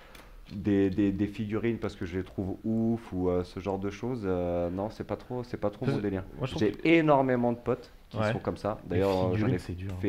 j'en ai fait plein des cadeaux de figurines à des amis, etc. Je trouve ça quand même, c'est quand même de sacrées œuvres. Mais non, c'est pas trop dans mon. Alors, dans pour le revenir à ça, les Mid-Close de Saint Seiya, donc la dernière version là, des figurines un peu plus grosses, là, elles sont stylées, ouais, notamment celle de Shiryu, d'Ayola, ouais, je suis assez d'accord. T'as déjà vu l'arbre. Bah, regarde. Ouais, c'est pour ça que je dis ça, et ça va aller de pire en pire, c'est-à-dire qu'ils ont découvert qu'il y avait un marché. Moi j'ai vu là, ils vont sortir, je sais pas combien de versions, ils vont reprendre des chevaliers qui dans l'œuvre originale apparaissent juste 2 secondes. Genre j'ai vu qu'il allait y avoir la mid-close du chevalier, alors qui n'existe pas dans le manga, qui existe que dans l'animé, parce que dans le manga, le maître de yoga c'est Camus du Verseau, voilà, D'accord. interminé, fin de Donc, l'histoire. tant qu'à faire, de toute façon, Voilà. on faisait Dans autant l'animé, pas ils ont de- rajouté un mec entre les deux. Et ce mec-là, c'est un chevalier de cristal, là, je sais pas quoi, là, je crois qu'il s'appelle Cristal, etc. Il apparaît devant. Il a une armure un peu stylée, un peu. Elle fait pas très armure d'ailleurs, ça fait plutôt cristal de Baccarat plaqué sur le corps. Enfin, c'est un peu bizarre. Et ben, ce mec-là, ils vont faire un mid-close. Donc voilà. Donc si malheureusement tu tombes dans ce truc-là, il y a moyen que t'en prennes plein. Il y en a qui sont stylés vraiment. Je pense que ça fait partie. Autre élément incontournable de la saga Saint Seiya, et ça peu de gens le savent, c'est. Athéna. Non, je déconne. Alors, on va Non, parler c'est vrai, des dieux et des côté, déesses, excuse-moi. après, détends-toi, parce que pour le coup, ça, c'est les personnages. C'est pas tant. Moi, je parle des éléments Non, je t'en voilà. excuse-moi. Vas-y. Mais continue, je t'en prie. l'ambiance sonore. L'ambiance sonore dans Saint Seiya, c'est un truc qui, moi, à mon sens, a fait sa richesse. Alors, en France, on était longtemps coupé des openings, donc des génériques originaux, parce qu'on a eu Bernard Minet qui a fait des génériques. On peut pas lui reprocher de les avoir fait. On peut lui Il les a reprocher tous fait, de en fait, nous avoir demandé de les écouter. Ça, par contre, oui, ça, on peut lui reprocher. Mais T'aimes pas la chanson le genre de truc qui te Oh, rentre dans la tête et ah qui ouais. te quitte plus jusqu'à la fin de la nuit. Et t'as ça, envie de te tuer. Je me rappelle à l'époque, je regardais pas spécialement les Chevaliers du Zodiaque, mais c'est vrai que la chanson, je la connaissais. C'est vrai que ça bourre le crâne très vite. Ah, c'est mais ça- horrible. c'est C'est horrible. C'est comme les trucs de René Lataupe, Papa Pingouin, Papa Pingouin, C'est c'est vrai. la chenille qui redémarre, et tout ce c'est genre de horrible. chansons que t'as constamment dans Bon, la tête alors. et qui sont débiles. Si vous voulez bien, on va élever le débat là pour parler de Non, mais l'ambiance sonore. c'est exempt. Et on va parler du truc, c'est que c'est l'extrait vidéo que je t'ai amené. Approche ton micro de ta bouche, s'il te plaît. Le seul qu'on va pouvoir vous diffuser. Et en gros, on parle L2, là L2. d'un extrait Test d'un OAV. Je crois que c'est la saga d'Asgard ou d'Abel, je sais plus. Et en gros, c'est le combat de Iki contre le chevalier Orphée. Alors, Iki, c'est un personnage qui possède une attaque qu'il appelle le Genmaken et qui est en gros, en français, l'illusion du phénix. Très bonne De traduction. ouf. Très très bonne Je traduction préfère presque la version au française. passage. Et en gros, qui est censé plonger la victime de son attaque dans une illusion qui est censée faire vivre l'enfer. Voilà. Je vous laisse écouter, regardez. Tu peux lancer le truc là. Vas-y. D'accord.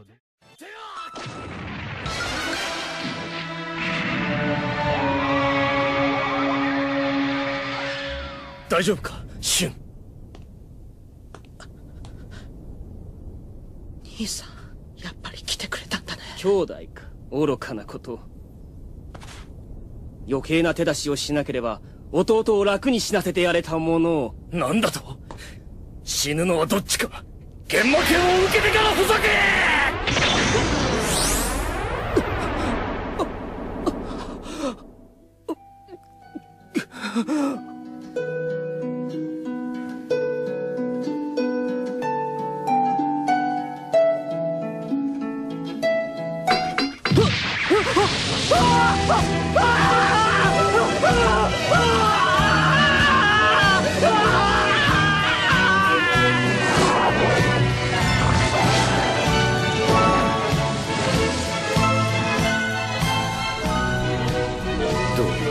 地獄を見た感想聞いても無駄か。すでにこの男の全神経はズタズタ。フェニックスとやらこのオルヘウス地獄ならとっくに見てきたわ。何？我らゴーストセイントにとっていわば地獄は第二の故郷。驚くほどのものでもあるまい。ゴーストセイント？まさか貴様は墓場から蘇った亡霊だとでも？亡霊ではない。エリスに忠誠を誓い新しい肉体を与えられたのだ。魂を邪悪の神に売ったというのか。かわいそうなやつよ。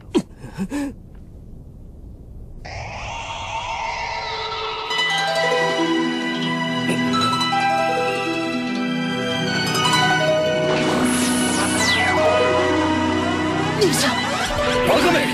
セイントには一度見た技は二度と通用しないのだ。おーよ天章！魂はセイントにとってコスモだ。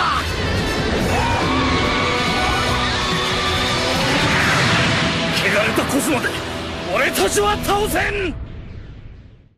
Donc cette idée-là, de mettre des trucs comme ça, là, j'ai vu une attaque, tu pourras pas me vaincre, bah, ça a été repris plein de fois, et il y a plein de fois où tu as envie de dire... parce on que a quasiment pas entendu ce que tu as dit, parce que l'extrait était trop fort. Ah, bon, pas grave. Donc on est en train de dire, dans cet extrait-là, à la fin, il y a aussi un autre aspect qui est assez marrant, c'est ce truc que lui dit Ikki, là, j'ai déjà vu ton attaque, elle marchera pas 2 fois sur moi.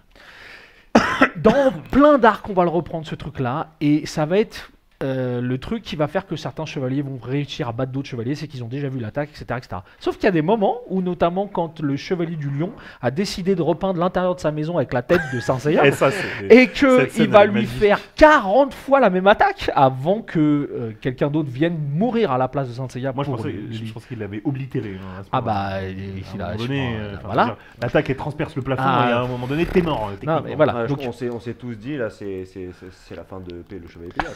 Là, clairement, le chevalier Pégase, c'est fini pour lui. Hein. On pourrait se le dire, on aurait pu le dire pour Ikki aussi quand il se bat contre le chevalier de la Vierge. Enfin voilà. Et donc il y a pas mal d'incohérences comme ça dans l'univers des chevaliers qui sont dans l'univers de Saint Seiya, qui font beaucoup parler. Moi je pense que c'est quelque chose que Kurumada a voulu, dans le sens où c'est quand même ce qui fait un ressort de l'histoire assez intéressant. Et qui fait que quand un chevalier arrive à s'en sortir, ou pas, et que c'est lui qui choisit quand est-ce qu'on en sort et qui que ça fait ce truc-là. Voilà, on peut pas... J'ai une question. Vas-y. Alors, ça tranche un peu le truc-là, et peut-être que tu as la réponse. Moi, j'aimerais savoir pourquoi ce sont les chevaliers d'or qui ont les armures astrologiques, et les chevaliers de bronze et d'argent, c'est des trucs genre Pégase, le cygne. Alors, en gros, des animaux normaux. Enfin, alors, il faut savoir normaux, que... entre guillemets, parce que, bon... Eh ben, c'est une très bonne... Qu'est-ce qui fait que les signes astrologiques sont meilleurs que les animaux mythologiques? Il y a une explication qui est assez simple, c'est que toutes les armures sont issues d'une constellation. Ouais. D'accord? Les 12 constellations des Chevaliers d'Or sont les constellations qu'on appelle zodiacales. Okay. Et donc en astronomie, ce sont celles qui sont sur la trajectoire elliptique du Soleil. D'accord. Et d'où le fait qu'elles soient en or. D'où le fait qu'elles soient en or, parce que si tu regardes bien, en gros, c'est celles qui sont sur la même trajectoire que suit le Soleil. Voilà. Quand tu regardes dans le ciel, voilà, c'est ça, c'est les constellations zodiacales. À ce propos, d'ailleurs, il y en a une qui a été éclipsée par les conventions. Il y a une 13e. Hein, c'était ma prochaine question. Voilà. Bien, bravo. Voilà, il y a une 13e constellation. Quid du Serpentaire, puisqu'il est apparu bien après. C'est d'ailleurs un chevalier. C'est une femme chevalier qui est... toutes sont des constellations. Ouais. Oui, non, mais c'est pas ce que voulait dire Darius. Et du coup, le truc, c'est que l'idée, c'est que c'est ça, c'est que les constellations zodiacales sont celles qui sont sur le truc dedans. Alors, ceci dit, petit aparté, dans l'arc d'Asgard, les chevaliers, eux, sont tous issus de la même constellation, celle de la Grande Ourse. Et par contre, chaque chevalier représente une étoile de cette constellation.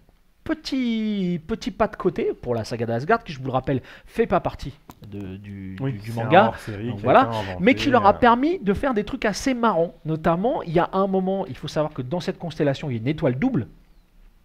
Donc une étoile qui est cachée par une autre dans la constellation. Et ben, il y a un chevalier qui a un jumeau qui vit dans son ombre et qui va apparaître une fois qu'il se fait défoncer par les autres. Parce qu'ils sont chevaliers de cette... Ils ont exactement la même armure, sauf qu'il y a la couleur qui change. C'est des frères jumeaux. Chevalier Eclipse, quoi. Voilà, c'est chevalier double armure. Oui, il y en a un en or, un en argent. Enfin, un en rien du tout. Alors, pour ce qui est, alors là pour le coup, je vois que la question c'est sur la constellation du Serpentaire. Je sais pas pourquoi la constellation du Serpentaire a été exclue des constellations zodiacales. Ça c'est de l'astronomie. Je sais Je pas. crois que le Serpentaire c'est arrivé bien après les 12 signes du zodiaque. Non, je crois qu'il y a une partie de la constellation qui est pas complètement dans le truc. Enfin, il y a un truc, il y a cette idée-là. Mais en tout cas dans le Télézad il y est. Alors, voilà. En tout cas, Kurumada, qui s'est inspiré de ces trucs-là, a suivi à la lettre tous ces trucs-là. Il y a d'ailleurs un truc assez marrant sur les dieux, et là on va en parler. Parce que dans Saint Seiya, il y a aussi ça, tout ce panthéon de dieux, là, entre Athéna, Eris, Asgard, machin, tout ça, voilà. Ça, c'est un truc que lui va s'inspirer, va se servir pour Saint Seiya, qui, à mon avis, fait partie du truc le plus important. Et on va revenir sur le film américain en question, pour le coup, dans le film américain. J'arrive, il y a un truc qui n'arrête pas de s'activer, de désactiver. Vas-y. Et dans le film américain dont on parlait, s'il y a un truc justement qui est bien foutu, c'est ça. C'est le rapport à le personnage d'Athéna. Athéna qui est en vrai la déesse, non pas de la guerre, mais de la sagesse. Et elle est après la déesse des stratégies militaires. Et ça, dans le film, ils vont jouer là-dessus. Notamment parce que y a un personnage qui va vouloir la tuer parce qu'elle est la déesse de la guerre et qu'elle va tuer tout le monde. C'est pas vrai, elle est aussi la déesse de la sagesse. C'est aussi un truc dont je parlais avec toi, Miguel Ednar, là, c'est que c'est un truc qui n'est pas expliqué textuellement dans toute l'œuvre de Kurumada. Mais le personnage d'Athéna, c'est une jeune femme qui est la réincarnation de la déesse. Et donc, elle n'est pas au courant de tout. Hein. C'est pour ça qu'elle va découvrir qu'Athéna a une armure à la fin de l'œuvre. Et qu'on pourrait dire, bah en vrai, t'es pas au courant depuis le début Bah non. Parce que c'est la réincarnation et pas elle-même. C'est aussi pour ça que dans l'œuvre, de temps en temps, Saori Kido, puisque c'est le nom de la personne qui est Athéna, va avoir des comportements qui sont proches de celles d'une bimbo, d'une pain bêche, appelez ça comme vous voulez. Ouais, clairement, c'est ce que j'allais dire. Dans le manga, Athéna, déesse de la guerre, bof, quoi. Enfin, on le reconnaît pas tout de suite. Parce qu'encore une fois, c'est la déesse de la sagesse, d'abord. Et que c'est ça qui va faire le truc intéressant de ce personnage-là, c'est que c'est une jeune fille qui est née avec une cuillère en argent dans la bouche, qui est la fille de Mitsumasa Kido, qui est un petit peu excentrique, pas excentrique, mais voilà, c'est une riche jeune fille qui a toujours eu tout. Voilà, il y a notamment un flashback à un moment dans la série. C'est le prototype de la blonde américaine. Tu sais, la blonde américaine qui a vécu à Beverly Hills, qui connaît rien par son quartier et qui a de l'oseille. C'est un peu ça. Comme genre tous les Américains, quoi. Ouais, mais vu par les Japonais. Oui, voilà, c'est ça. C'est ça. Non mais c'est. Salut Midnight. Bonsoir. Bonsoir. Yo, yo. Donc l'idée c'est ça, c'est que ce personnage-là c'est un personnage intéressant, mais effectivement s'il n'est pas bien compris, on pourrait se dire mais c'est qui cette pain bêche qui débarque là, qui comprend rien à rien. Et ça va très bien et toi? Ça va, voilà. Tout va bien, le son, l'image, tout va bien? On a fait des tests, mais on n'est pas sûr. On a fait des branchements. On n'a pas fait des tests. On a fait des branchements. Et il y a des branchements qui ne marchent pas. Voilà.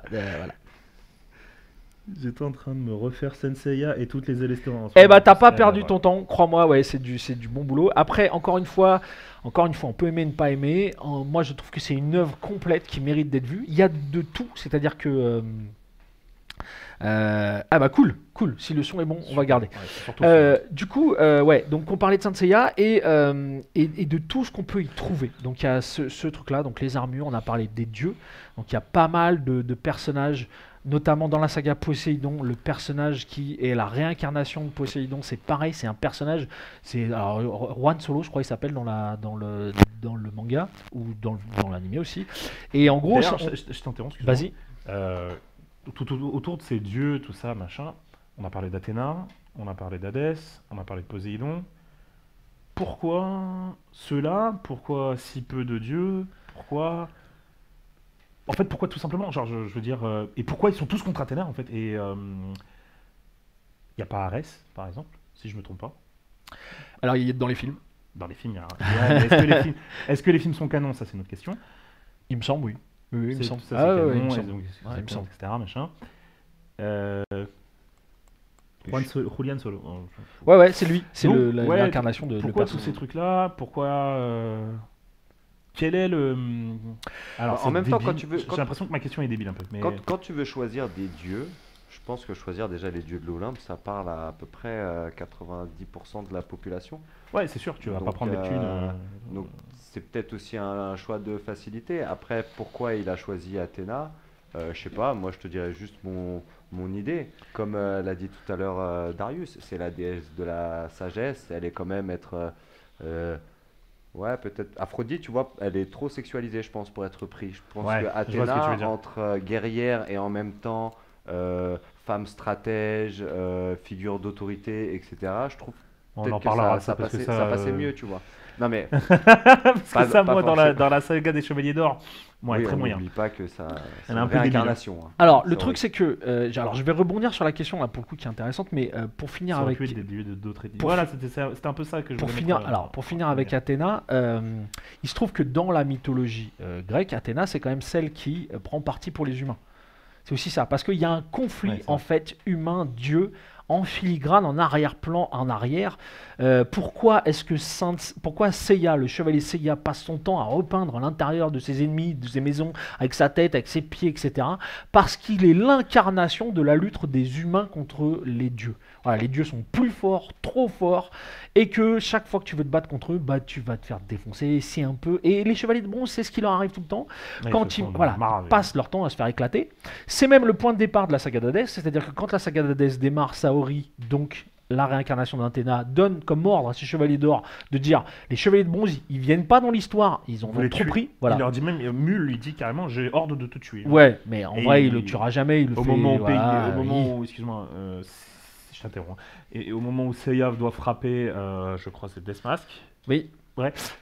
Mule attaque dans le dos et il est en mode mais pourquoi tu vas attaquer? Ouais, mais frère, je t'ai dit, ne viens pas en fait. Alors, voilà, donc du coup, il y a cette idée-là, c'est que c'est la bataille des humains contre les dieux. Ça se voit assez bien pour le coup dans les films. Là, pour le film, que ce soit Iris, la Pomme d'Or, etc., il y a pas mal de trucs sur cette problématique-là.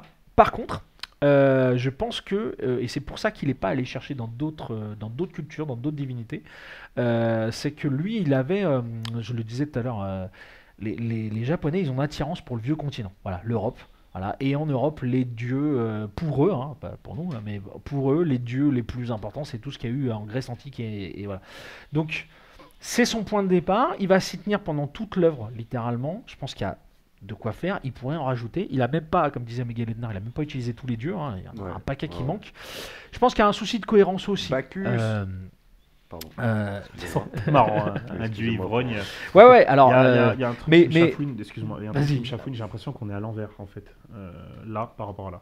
Mais c'est pas grave C'est ça. pas grave. T'inquiète, C'est rien. ça va bien se Mais passer. là, ouais, les dieux égyptiens. Détends-toi, ça va bien se passer.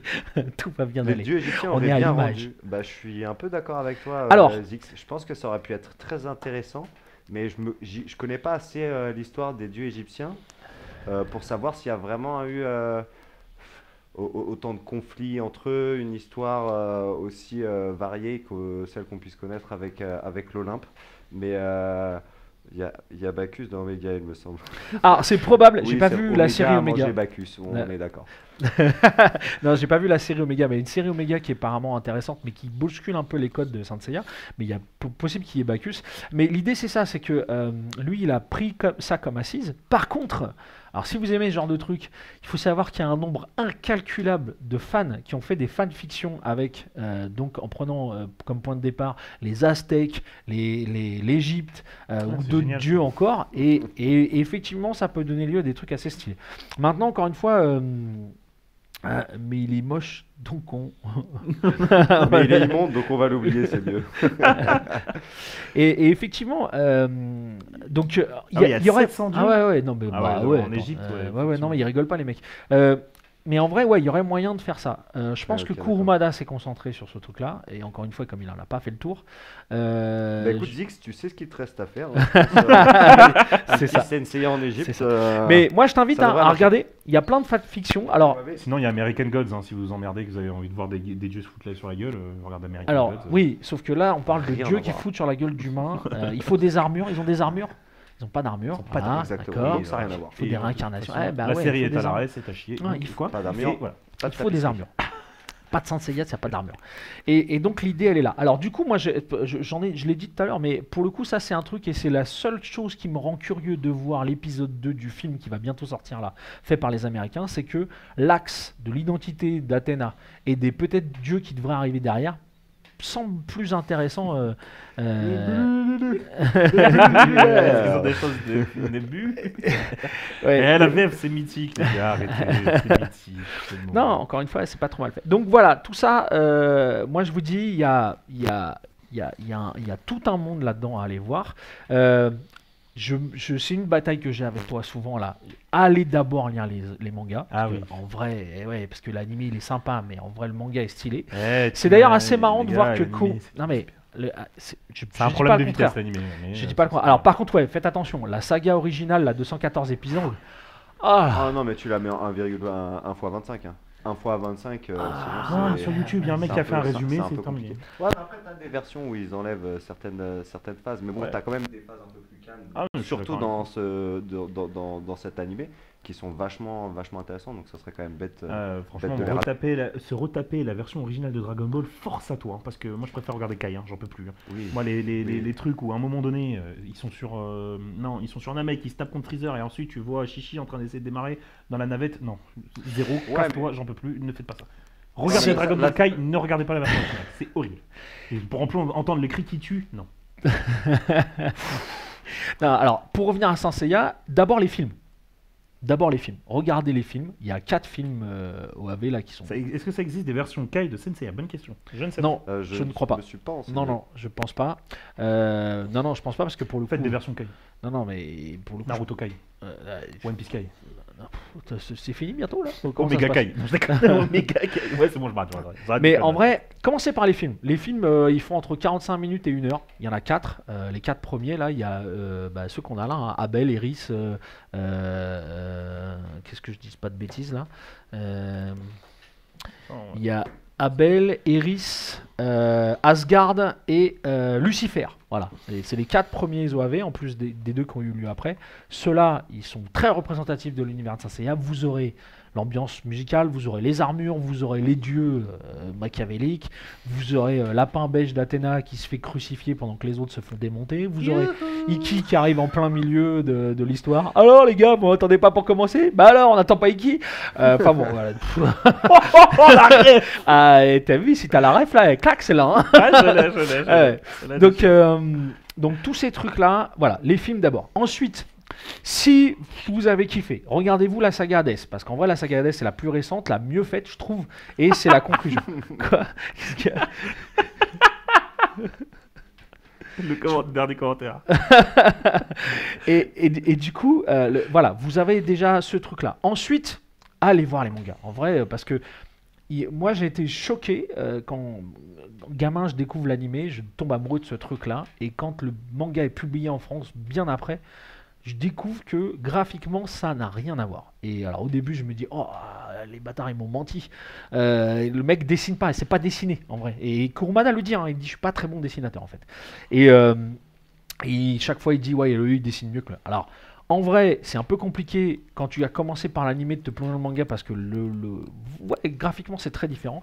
Mais une fois que tu as accepté le délire, une fois que tu as compris comment il dessinait et ce que ça voulait dire, ça passe crème et tout d'un coup le manga il développe des choses qu'il n'y a pas dans l'animé qui sont ultra intéressantes, qui méritent d'être vues, voilà. Et puis après vous avez les autres, hein, Saint Seiya épisode G, vous avez tous les autres trucs qui font que ça rentre, graphiquement ça rentre, il y a des trucs à apprendre, il y a des trucs à La voir. version Netflix m'a débuté.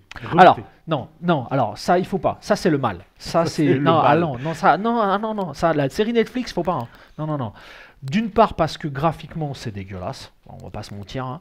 D'autre part parce que le respect mais ils ont piétiné l'histoire. Ils ont fait ça sur Non, mais Berserk, c'est une catastrophe. ils ont piétiné l'histoire. Et d'un point de vue de l'histoire, ça veut rien dire. D'un point de vue de la cohérence, c'est dégueulasse. Non, il n'y a rien à voir. À la limite, le film américain qui a été fait, il est presque plus intéressant. Tu fais abstraction des armures. Tu oublies que les armures sont dégueulasses. Bon, t'es un peu déçu. Ok. J'ai hâte de voir ce qu'ils vont faire dans le deuxième, parce que si ça se trouve, ça leur est remonté aux oreilles. Et on va peut-être voir un effort sur les prochaines armures. Parce que là, pour le coup, on n'en voit que 2. Mais pour le gros, voilà.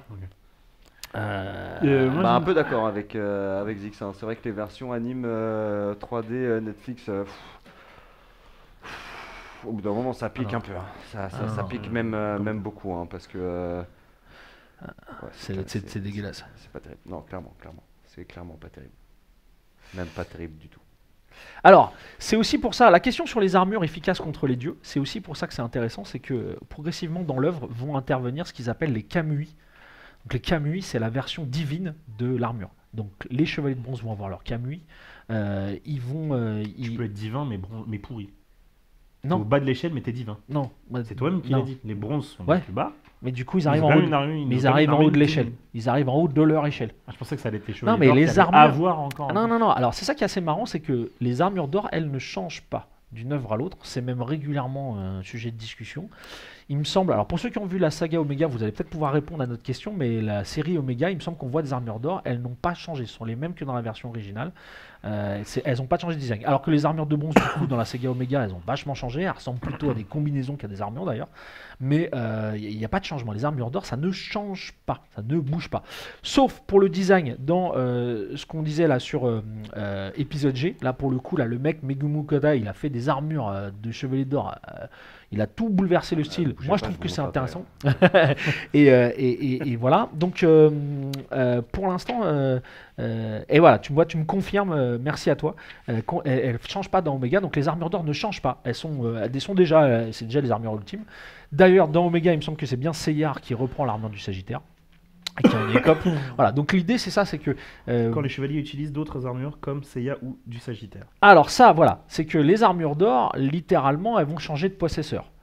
C'est-à-dire que, par exemple, dans la saga originale, alors est-ce que tu peux nous montrer ça? Ouais, alors ouais, tu as les designs des nouvelles armures, là, ça c'est des trucs... c'est sublime. Voilà. Après, on aime, on n'aime pas. Moi, je trouve que le mec a fait un effort incroyable. Mais il y a un vrai travail. Il y a un truc de ouf. Ici, là, il y a énormément de détails sur les armures. Ah, surtout que ça c'est un titan, je crois.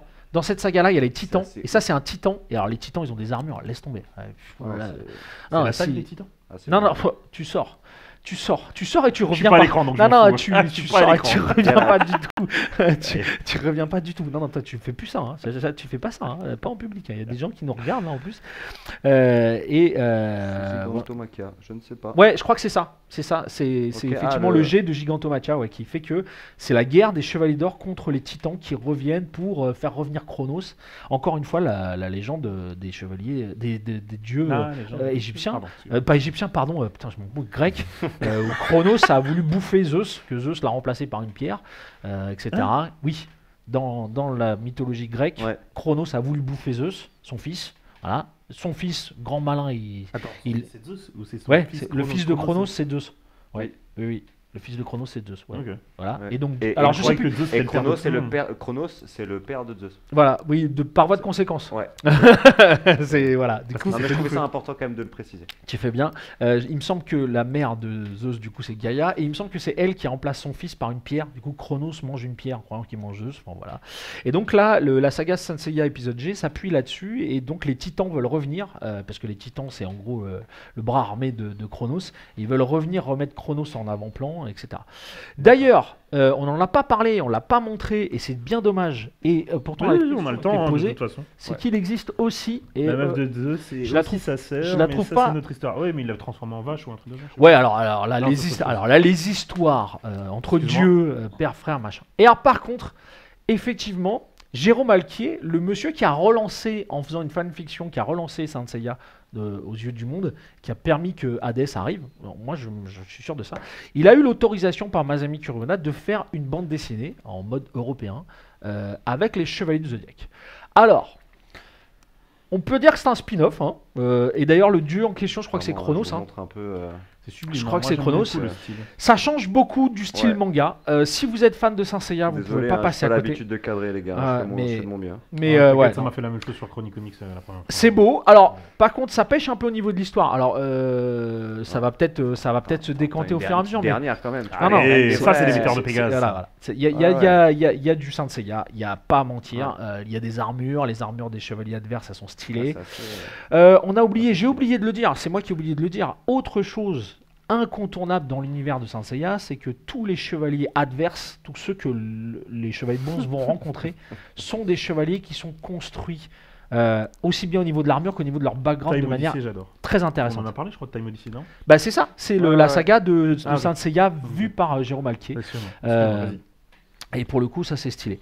Il y a une animée sur ce Je truc-là crois pas qu'il y ait un animé sur l'adaptation de Alquier. Ouais, Pour la simple- Midnight Number One, ouais, Ouais. c'est Et- super bien dessiné. Oh non, non, Ouais, c'est j'aime stylé. Et- Il faut savoir que il Super me fort. semble que ils ont repris officiellement certains dessins de Jérôme Alquier ont été repris pour faire des dessins de jaquettes en France ou des trucs comme ça. Donc le mec, non, le mec rigole pas. Pareil, je lis beaucoup de BD. Évidemment, j'ai une notif. Mais le faible nombre de pages Merci. ne m'a pas tenté. Alors même oui. si j'aime le dessin de Jérôme depuis toujours. Alors ouais, c'est Après, ça. c'est Ouais. c'est ça, Alors ça là, reste une BD, c'est pas un manga, hein, c'est une BD, hein, les gars. on va C'est quand même un petit peu différent. on va parce être que complètement les gens qui lisent des BD, sinon ils vont se faire un AVC. Non, mais on est complètement d'accord. C'est ça aussi la puissance des mangas, c'est leur volume, le nombre de pages, le nombre de publications, la vitesse à laquelle c'est produit, et que ça, la BD européenne ne peut pas lutter pour ça. Il faut lire des deux. Oui, c'est Il faut dire, lire des on deux. a quand même des masterclass Il y a en des, BD. il y a- hein. il y a bien des sûr, trucs en, bien il y a des trucs en BD européenne qui sont incontournables, qu'il faut lire. Et effectivement, quand on a ce genre de Calvin et trucs, Hobbes. Pardon. ah ouais, Ouais, je fais ah un peu. ouais, Mais Calvin de toute et façon, Hobbes. c'est ma chaîne. Non, non, Qu'est-ce que mais tu vas bah, faire? Rien, à part c'est- ta chaîne. Tu peux juste faire ta chaîne pour m'insulter. C'est tout. Non, je ne ferai pas ça. Non, je suis bien ici. Je suis bien ici. Non, je suis bien ici. On est bien là. On est bien, on Euh, rigole bien. J'embête, mais on est potes. Le T'inquiète pas. truc, c'est que voilà, il y a cette idée-là, c'est qu'effectivement, c'est une expérience intéressante. C'est unique qu'un dessinateur européen puisse reprendre le panthéon d'un dessinateur japonais, en faire une histoire. Je trouve que l'histoire, elle est pas complètement écartée du truc. Le mec a bien compris les tenants, les aboutissants de Saint Seiya. Tu vois, comparé aux Américains quand ils font des films. Bon, ça, on en a déjà assez parlé. Voilà, donc il faut saluer cette initiative. Ça serait un. Ils ne pouvaient pas refaire un manga sur le marché européen. Question. Alors, il y a plusieurs possibilités. Je pense que Kurumada, il est quand même hyper à cheval sur toutes les adaptations qui se font. Parce que tu as pu le voir quand même, il y a quand même un nombre de Un mangas sacré paquet. dérivés assez incroyable. Je suis assez d'accord. Et donner l'autorisation déjà de faire une BD européenne, c'est quand même quelque chose d'exceptionnel. Ce que j'aimerais savoir et que je ne sais pas, c'est est-ce que cette BD européenne, elle a été traduite au Japon? Ça serait intéressant à savoir parce que pour le coup, Ah, pour Là, savoir l'impact qu'elle a eu parce là-bas, que ouais. ça serait. C'était une de mes questions pour le futur, c'est Alors- comment t'expliques que Alors Saint ça- Seiya a autant duré dans le temps, ça mais serait ça, ça. on en parlera plus tard. Alors, si on peut répondre tout de Tout de suite suite. à la question, pourquoi Saint Allons-y. Seiya c'est un truc qui dure autant? Je pense que c'est C'est à parce cause de l'histoire. qu'on est tout à fait d'accord. C'est l'histoire. C'est l'histoire. Et pourquoi? C'est parce que cette histoire, elle parle de trucs universels. C'est pas pour rien que c'est un shonen au départ, hein, l'abnégation, le travail d'équipe, mais Le pouvoir de des l'amitié. trucs. Ouais, sauf que ça, c'est One Piece, Naruto. Je sais que je vais pas encore me faire des copains là sur ce coup-là, mais on est sur le degré de départ. Saint Seiya va plus loin, et c'est pour ça qu'il parle aussi aux adultes, c'est qu'on parle de sacrifice supérieur, on parle de relations avec les dieux, on parle de pouvoir de changer les choses, on parle de culpabilité par rapport à ses possibilités. Il y a des chevaliers qui se sacrifient parce qu'ils se rendent compte qu'ils ont eu tort. Ça, c'est pas des trucs qu'on retrouve dans d'autres shonen, et ça, c'est des trucs qui sont pour le coup très forts dans Saint Seiya. Et qui, à mon sens, le font- sacrifice de Piccolo. Sur Pas parce qu'il a Nappa, tort. Sur l'attaque de Nappa. Non, mais il a changé. Ouais, mais, Non, mais Il change, tu vois, par exemple. ouais, Ouais, mais mais pff, vite c'est- fait. Là, enfin, ce que voulait dire Darius, c'est que oui, il y a des sacrifices, il y a des changements, mais la plupart du temps, dans les shonen, c'est pour sauver quelqu'un. C'est pas par rapport propre à tes idéaux ou pour faire avancer certains personnages, tu vois. Ouais. C'est un sacrifice pour sauver quelqu'un. Ah, Alors là, c'est plus souvent pour une cause supérieure, pour Le quelque chose louche de dans plus Code grand 10. que... Le louche dans Code 10, quand il se sacrifie, c'est pour mais- épargner tout le monde. Non, mais là, Après, je vais un peu loin, tu je vais un peu loin. parlais de Dragon Ball, moi je te Oui, réponds pardon, par excuse-moi. rapport à- Ouais, excuse-moi. par rapport à Dragon Ball, Non, tu c'est vois. Mais ouais, voilà. Non, mais encore une fois, Ouais, je pense que il y a- t'as raison. il y Non, a- vous avez raison. il y a cette idée-là, c'est qu'il y a des trucs universels dans cette histoire-là. Il y a les combats épiques, parce que cette façon de faire les combats avec les noms d'attaque, les trucs. Ouais, j'ai vu. Ok. Cette espèce d'ambiance, là, ce que tu disais, tu mimes très bien, là, c'est que. Mhm. Pour moi, c'est un opéra, plus l'ambiance sonore, hein, comme je vous disais, ça c'est Oui. un truc qui est indéniable. Et Bah, tout ça tu fait que disais ça. tout à l'heure en off qu'il y a eu des concerts symphoniques. Non, mais voilà. Tu peux aller voir des concerts symphoniques de manga. Tu vas par D'ailleurs, exemple. allez écouter, hein. Allez écouter les œuvres Senseiya parce que bah, malheureusement on pourra pas vous les passer sur la chaîne, mais donc On n'a du pas coup les droits. recherchez-les. Ah, puis il y en écoutez-les a. parce qu'il y a Il y des en trucs, a. c'est assez, Les OST, c'est assez sympa. Ouais. bien sûr. Oui, oui, ils sont derrière. Normalement, les OST sont juste derrière. Il n'y a plus qu'à se servir. Tu vois, File Doit y avoir 5 and 6, donc là il y a du son, hein, les gars. Désolé Je suis pour sûr le qu'il y a petit en reflet, version- les mecs. Il y a aussi en version vinyle, non? Tu vois, mais il y a des trucs. C'est possible, mais ça doit coûter une blinde, mais t'as pas besoin. Parce que sur le CD, Ouais, ça va être un le petit- CD un petit non, parce que paquet, j'allais quand dire le même. CD, ça date un peu, parce que la qualité elle est pas moins bonne. C'est quand même. des trucs différents, et c'est surtout parce que la volonté de Kurumada, c'était à chaque fois d'embaucher Et à chaque fois un chevalier compositeur. différent, hein, forcément, hein, le chevalier de compositeur pour bronze. faire la musique. Ce que je comprends pas, ce sont les écarts des ventes avec les autres mangas, avec plus de 200 millions de ventes. Alors, il faut Bah, la popularité, hein, avant c'était pas populaire le manga, c'est tout. Non, je pense. qu'il n'y a pas que ça, il y a aussi le fait qu'il faut bien comprendre que tu as des gens qui sont fans de Saint Seiya et qui ne peuvent pas voir Saint Seiya Cho, par exemple. Parce que c'est des meufs, parce que c'est pas le même dessin. Il y a des gens qui ont considéré que Ouais, il y a Saint énormément. Seiya épisode G c'était une attaque. Oui, en voilà, règle, tous les l'univers puristes Saint Seiya. de Les ce genre de puristes. trucs. Ah, oui. Il y a des trucs qui sont fans. Ça pardonne pas, hein. Il y a des œuvres entières, ça aussi c'est un truc dans Saint Seiya qui est incroyable. Plus de son à gauche. Ah merde, c'est moi du coup? Moi ou Non, à gauche, c'est Darius? moi, je pense. Bah non. Ah non, à gauche. Oh là là là là. Oh là là là là. Le micro du monsieur est débranché. Ah, je pense que c'est toi le monsieur. Putain, c'est bien. T'as plus de piles? Bah non, j'ai les piles neuves, tu vas rigoler. Ah oui, c'est toi qui as mis les. T'es sûr que c'est des. En blanc. Ouais, c'est Darius. Non, c'est bon, ça y est, c'est revenu. Ouais, ça y est. C'est revenu ou C'est pas ouais, c'est revenu. C'est revenu. Dites-nous, hein. Ouais, c'est revenu. Du coup, ouais, non, le truc. J'étais en train de tiquer en plus parce que je voyais plus les barres. Bah voilà. Non, t'inquiète. T'inquiète, y a pas de problème. Moi, c'est Darius. Ouh. Moi, On s'est pas très bien présenté, donc Omega. Mais si on s'est Darius. présenté à Ah, l'émission oui, arrivée après au début. Mais ouais, mais c'est pas grave, c'est pas grave, c'est pas grave. Monsieur. Titi, Monsieur. Du coup. Monsieur, Titi, s'il vous plaît. Non, je rigole, Titi. les mecs. Titi, ça va très bien. Alors, le truc, c'est ça, c'est que j'ai. J'ai micro Omega. Ah merde. Bah ouais, parce que c'est pas moi. Là. Et donc l'idée c'est ça, c'est que j'étais en train de dire quoi? Je disais quoi? Ouais, c'est un truc qui est assez exceptionnel dans l'œuvre entière de Saint Seiya, c'est que certaines adaptations ont trouvé leur public. Il y a des fans de Saint Seiya Next Dimension C'est et bon, qui là ne sont pas fans Excusez-moi. de machin. Bah regarde là. Excuse-moi Darius. Ouais, bah après, Ouais, c'est c'est ça aussi. C'est ça aussi hein, qui est intéressant sur Senseiya, c'est qu'au final, tout le monde y trouve son compte. Vu qu'il y a énormément de dérivés, Ah, bah, il y a- peut-être voilà. que ça t'aimeras pas cette version-là, mais peut-être que si tu vas regarder celle-là, et bah, tu vas totalement kiffer, tu vas dire purée, c'est une dinguerie, faut que je continue, faut que j'en découvre d'autres, etc. Tu vois. Donc c'est à la fois dangereux pour lui parce que ça peut justement le faire passer à la trappe, comme tu l'as dit, par rapport à d'autres gros mangas d'époque, tu vois. Mais d'un autre côté, ça permet aussi de parler à un public qui est bien plus vaste et bien plus grand. Donc c'est à double tranchant, tu vois. Et par contre, non, pour le coup, ça c'est unique. Non mais perdu dans pour le temps, coup, ça génial. c'est unique dans l'univers du manga, parce que pour le coup au Japon, t'as quand même pas mal de mangaka qui s'accrochent à leurs œuvres, qui ne veulent pas donner que les autres fassent à leur place, etc. Kurumada, c'est un auteur, et c'est pour ça que je voulais qu'on parle de lui, c'est un auteur atypique dans le sens où lui a toujours considéré qu'il était mauvais en dessin. Voilà, ça c'est le truc de base. Et à partir de là, le mec a laissé à des gens qu'il considérait meilleurs dessinateurs, c'est le cas de Saint Seiya épisode G, c'est le cas de Lost Canvas, le mec considère que les dessinateurs et dessinatrices qui reprennent son œuvre dessinent mieux, et du coup à partir du moment où il respecte le lore, les histoires, etc., il dit banco. Et moi je trouve que c'est l'intelligence de ce mec là, parce qu'il crée un univers étendue, immense. Il donne la possibilité, effectivement, de chacun trouve son œuvre, son graphisme, le truc qui va bien.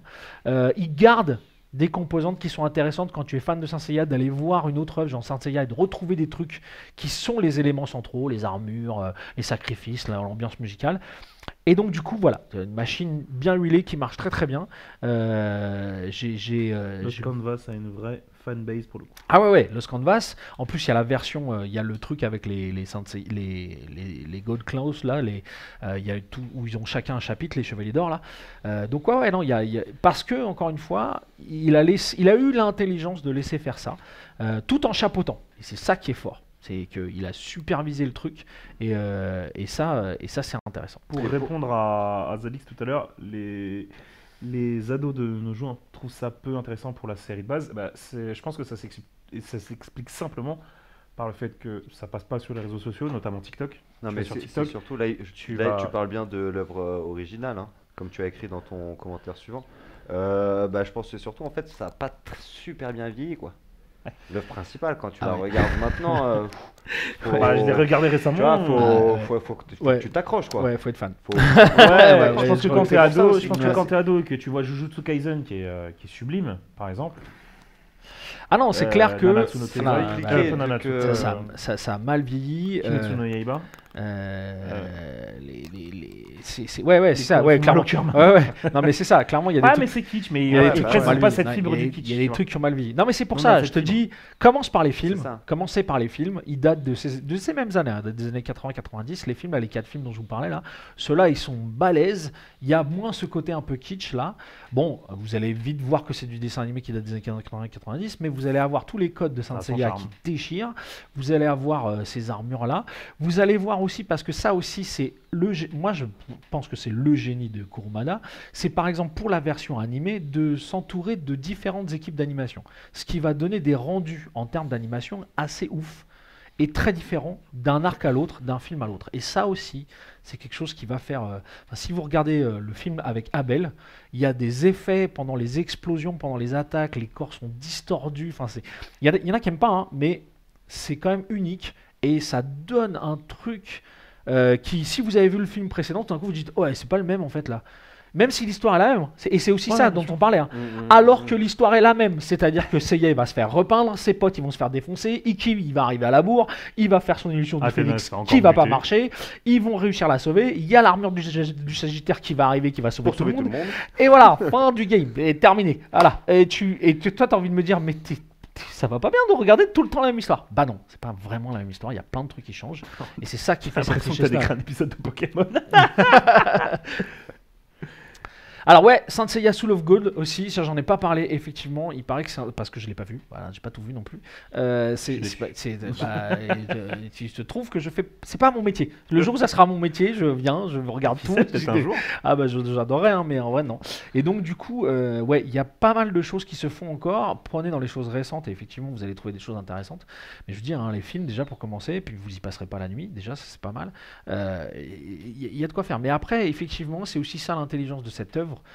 C'est d'aller chercher des gens. Donc, par exemple, Saint Seiya Cho, c'est un shoujo. Voilà, les gens qui aiment bien le shoujo, c'est un shoujo. Il y a les codes du shoujo. Il a réussi à adapter l'univers de Saint Seiya. Enfin, c'est pas lui, hein, mais il y a des gens qui aiment et il y a des gens qui lisent Saint Seiya Cho qui ne lisent pas les autres Saint Seiya parce que c'est pas la même chose. Il y a des shoujo qui sont bons, mais il y a des shoujo t'as envie de te flinguer. Mais comme pour les shonen, comme pour les seinen, comme pour tout ça. Bien sûr. D'accord, ça n'est qu'un genre. Mais encore une fois, le truc il est là.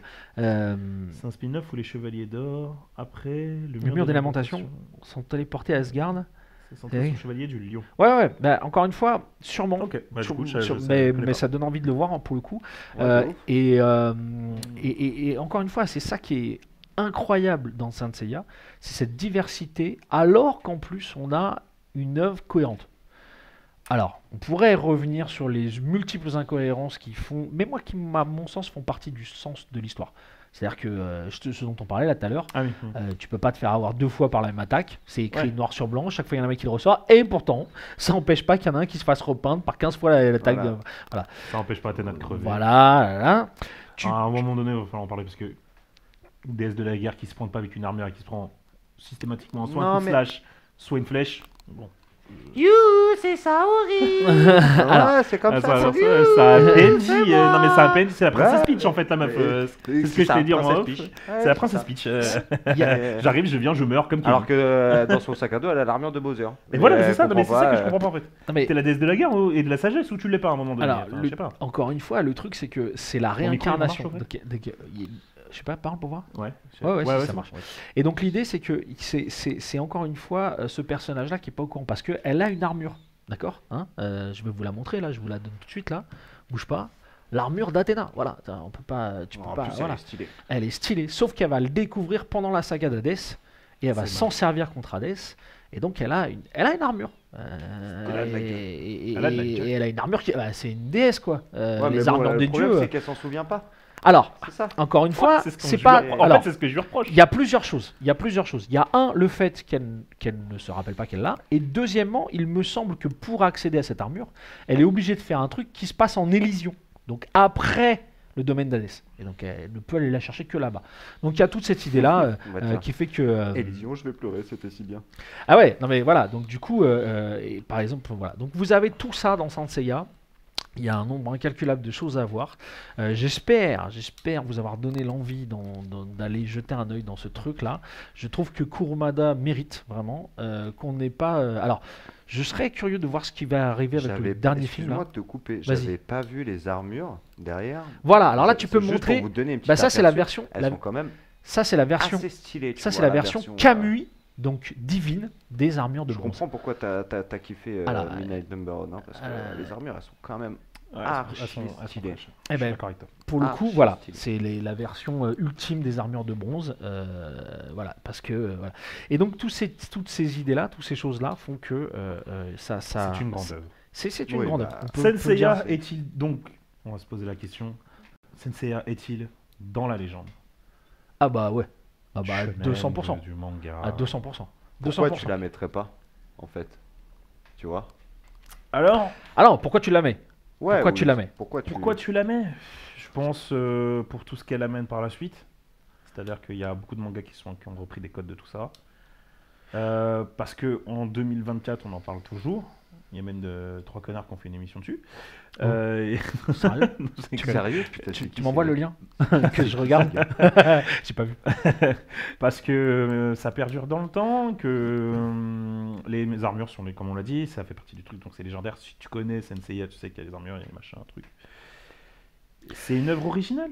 Moi, j'irais plus On n'a loin. pas ce truc classico-classique du shonen, l'aventure shonen Neketsu, tu sais, le gars qui a perdu sa mère, qui va partir à l'aventure et qui va connaître un mec, qui va devenir surpuissant parce qu'il a un pouvoir, mais en fait le pouvoir c'est le pouvoir des dieux limite, et etc. Qui va faire un tournoi, qui va rencontrer un meilleur ami qui est pervers avec une nana avec des gros nibards qui l'aime, mais en fait lui il l'aime pas parce qu'il préfère la bouffe, etc.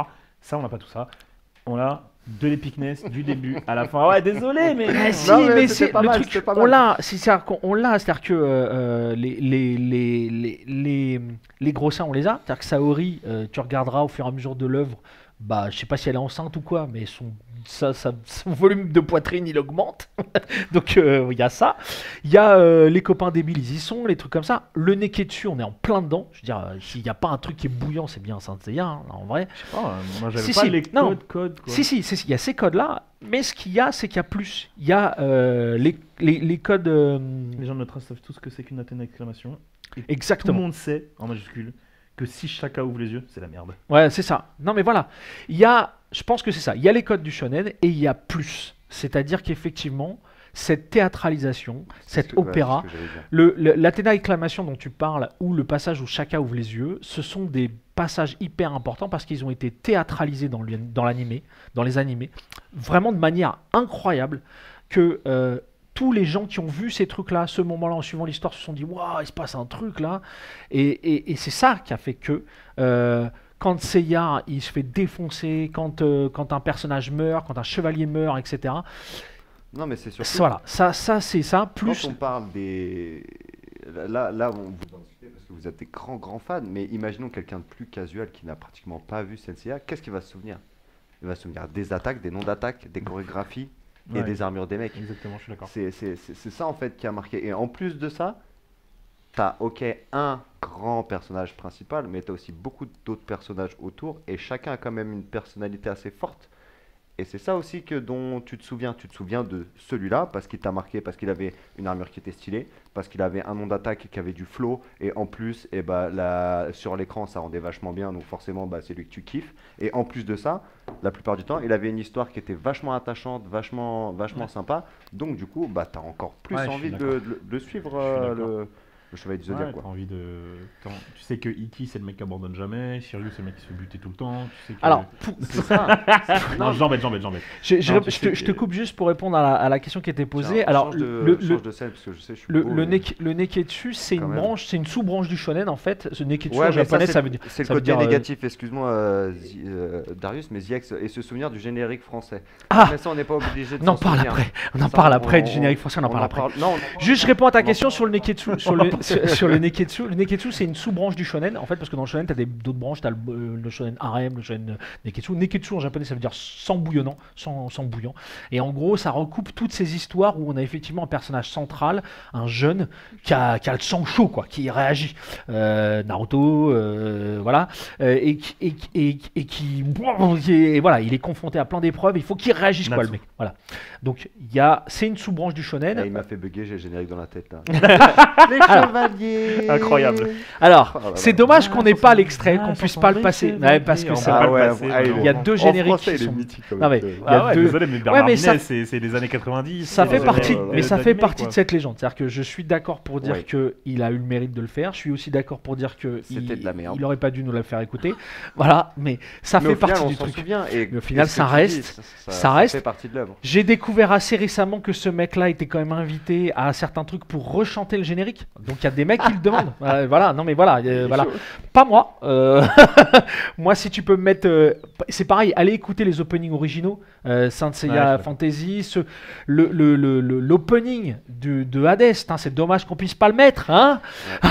On n'a pas les droits. C'est pas une question de droit, je te marque en travers, c'est une question de technique. On peut pas là, parce que là, les trucs ils marchent pas. Là, il y a la vidéo. Il va falloir que je crée une scène, c'est trop compliqué.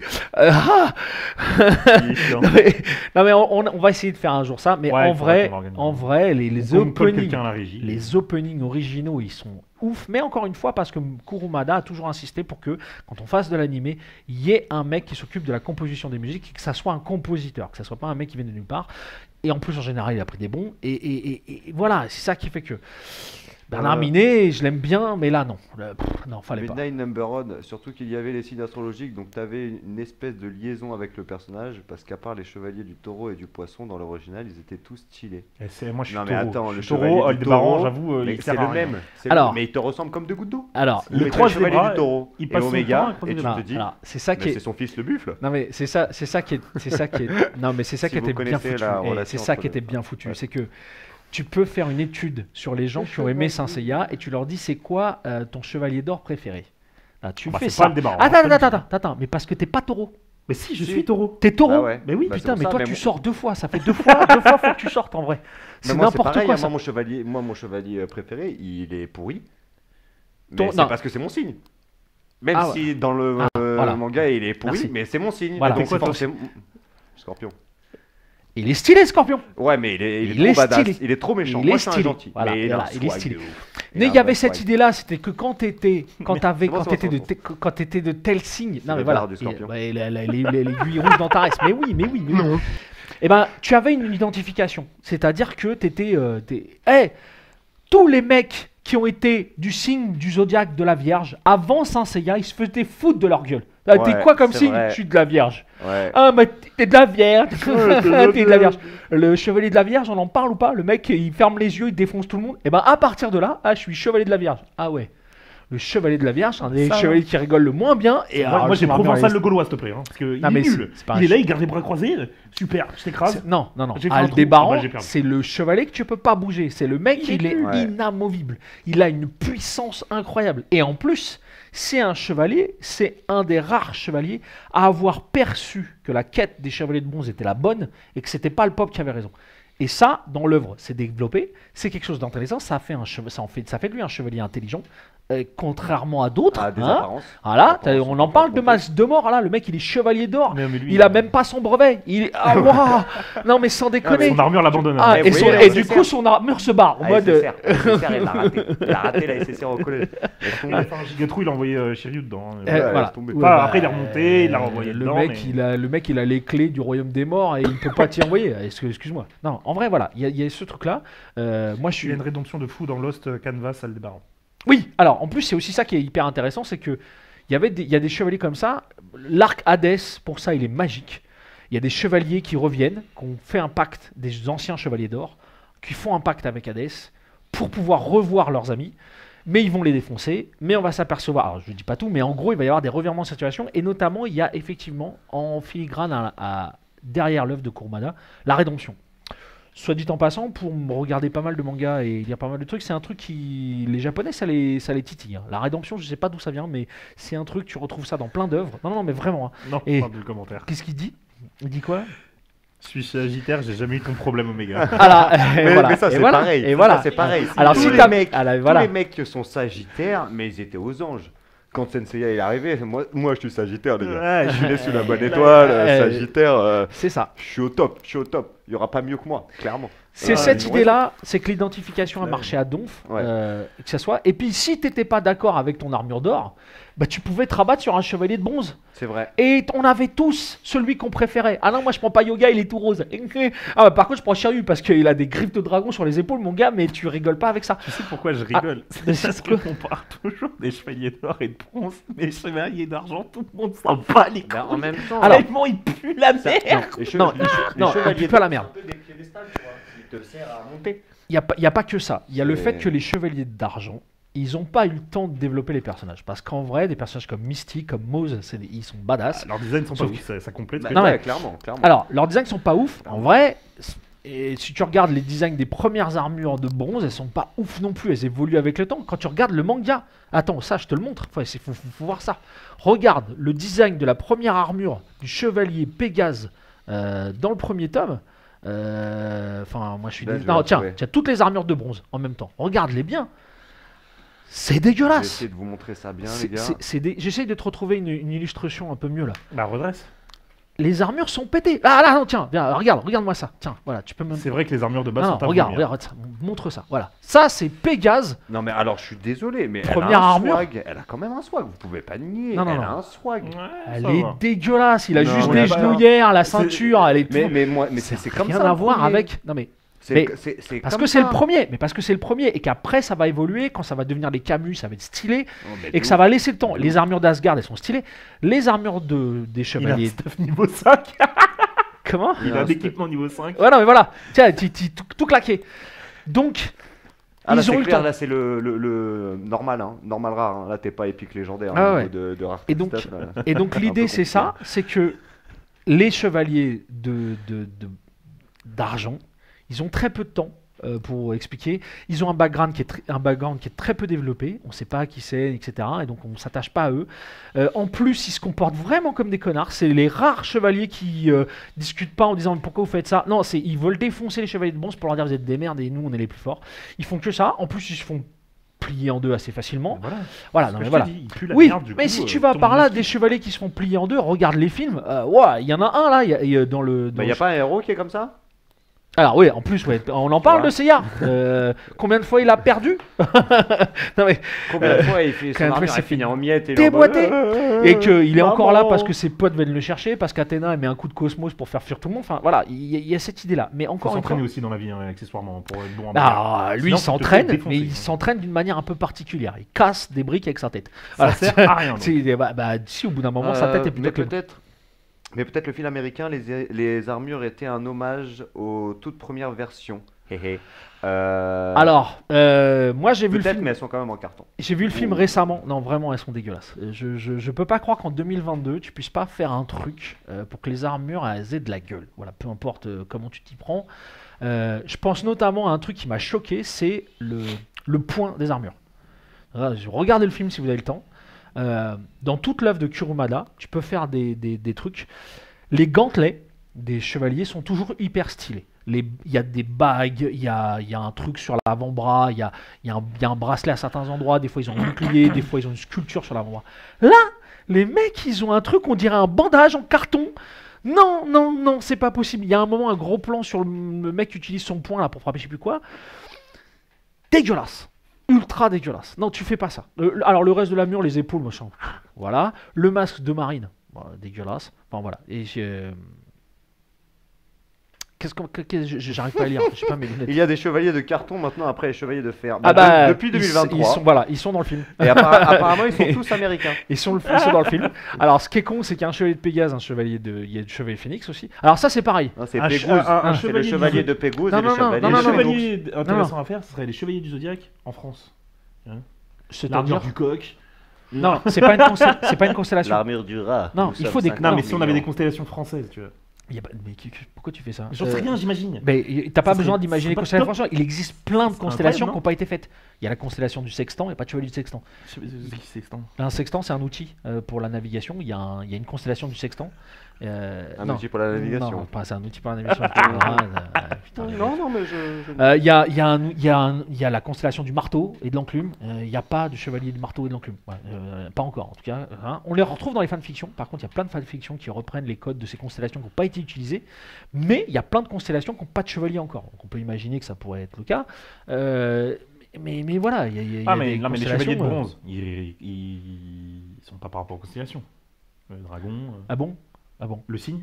Bah oui. Mais si, tu vois, dans tous les trucs, ils te font la constellation à chaque fois. Ah ouais, mais toi t'as bien fait de venir, t'apprends des trucs. Donc, non mais je l'ai vu il y a 3 jours. Tous les chevaliers sont issus d'une constellation. La seule exception dont je t'en parlais, c'est les chevaliers d'Asgard qui eux sont issus de la même constellation et chacun représente une étoile.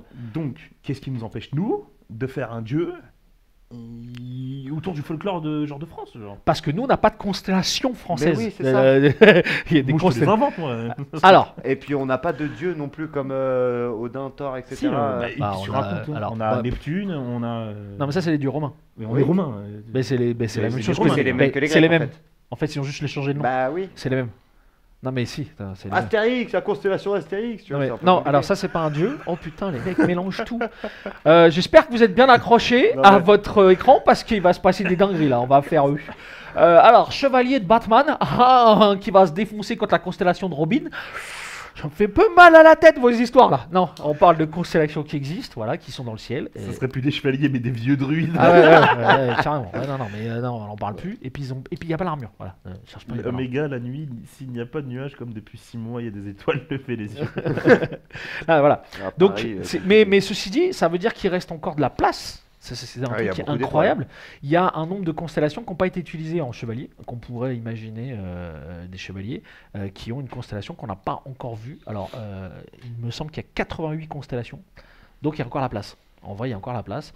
Est-ce que ça sera... Alors, ce que je me rappelle pas, c'est pourquoi est-ce que certains sont bronze et pourquoi sont argent. Et je crois pas que ce soit lié à leur constellation. Je me rappelle plus exactement. Ah, c'est un choix de la part de l'auteur. C'est pas, il y a aucun lien par rapport à l'astronomie. Comme je te disais, il y a juste les constellations des chevaliers d'or qui sont sur la ligne zodiacale. Oui, voilà. Ça, voilà. Après, qu'est-ce qui distingue le chevalier de la baleine du chevalier du Pégase? Parce que le chevalier de la baleine, il est chevalier d'argent, et le chevalier Pégase, il est chevalier de bronze. Pourquoi l'un, pourquoi l'autre? Ça, je sais pas. Faudrait demander à Kurumada. Un Pégase, ça fume une baleine. Hein? Non, mais si tu vas par là, je te rappelle quand même que dans la mythologie, je crois bien que le Pégase, il s'est fait défoncer par Méduse. Dans l'animé, c'est l'inverse. C'est Shiryu d'ailleurs qui va défoncer la Méduse, mais bon, ça va avoir un autre problème. Et donc voilà, il y a le radeau de la Méduse. Non, la Méduse, la vraie. Oh. Alors oui, alors pour le coup, t'as bien fait de venir en radeau parce que tu vas pouvoir ramer. C'est bien, continue à ramer, t'es bien dans ton radeau là. Oh la vache.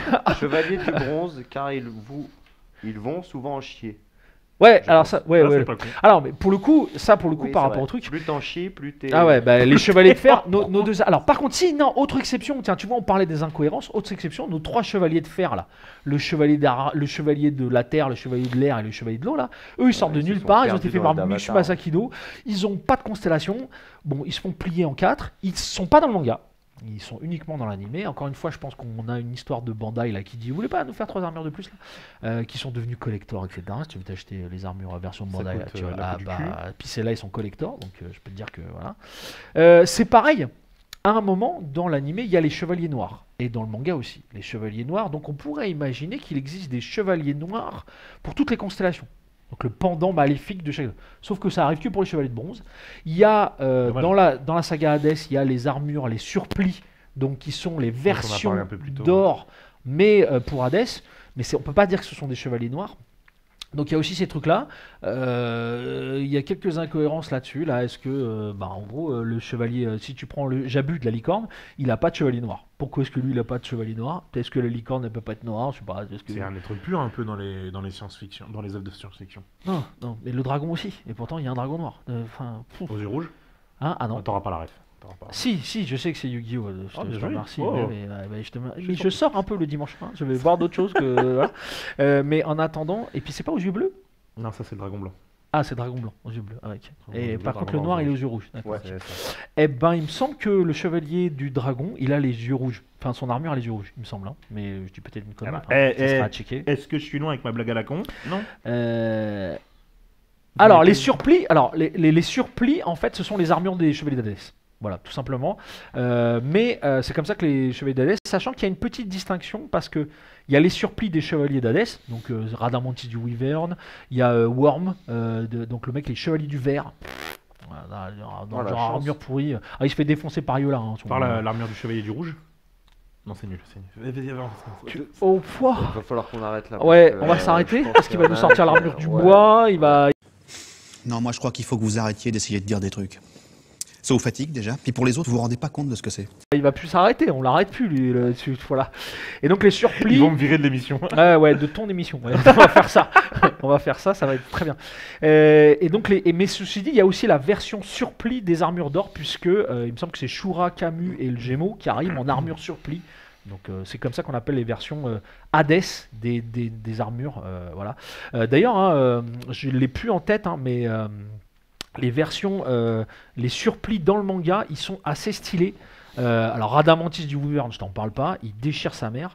Mais voilà, il y en a plein. Il y a Gordon du Minotaure, il y a Rock du Golem, Yvan du Troll. Il y en a un par là. Là, ils me suivent. Qu'est-ce qu'il y a? Il n'a pas dit l'armure de la mure. Ah ouais, c'est vrai. Radamantis, c'est le GOAT. Je veux rien savoir. Ah ouais. Midnight Embryon. Ah ouais, bah écoute, je suis assez d'accord avec toi. Je pense que là, on a sur l'aboutissement...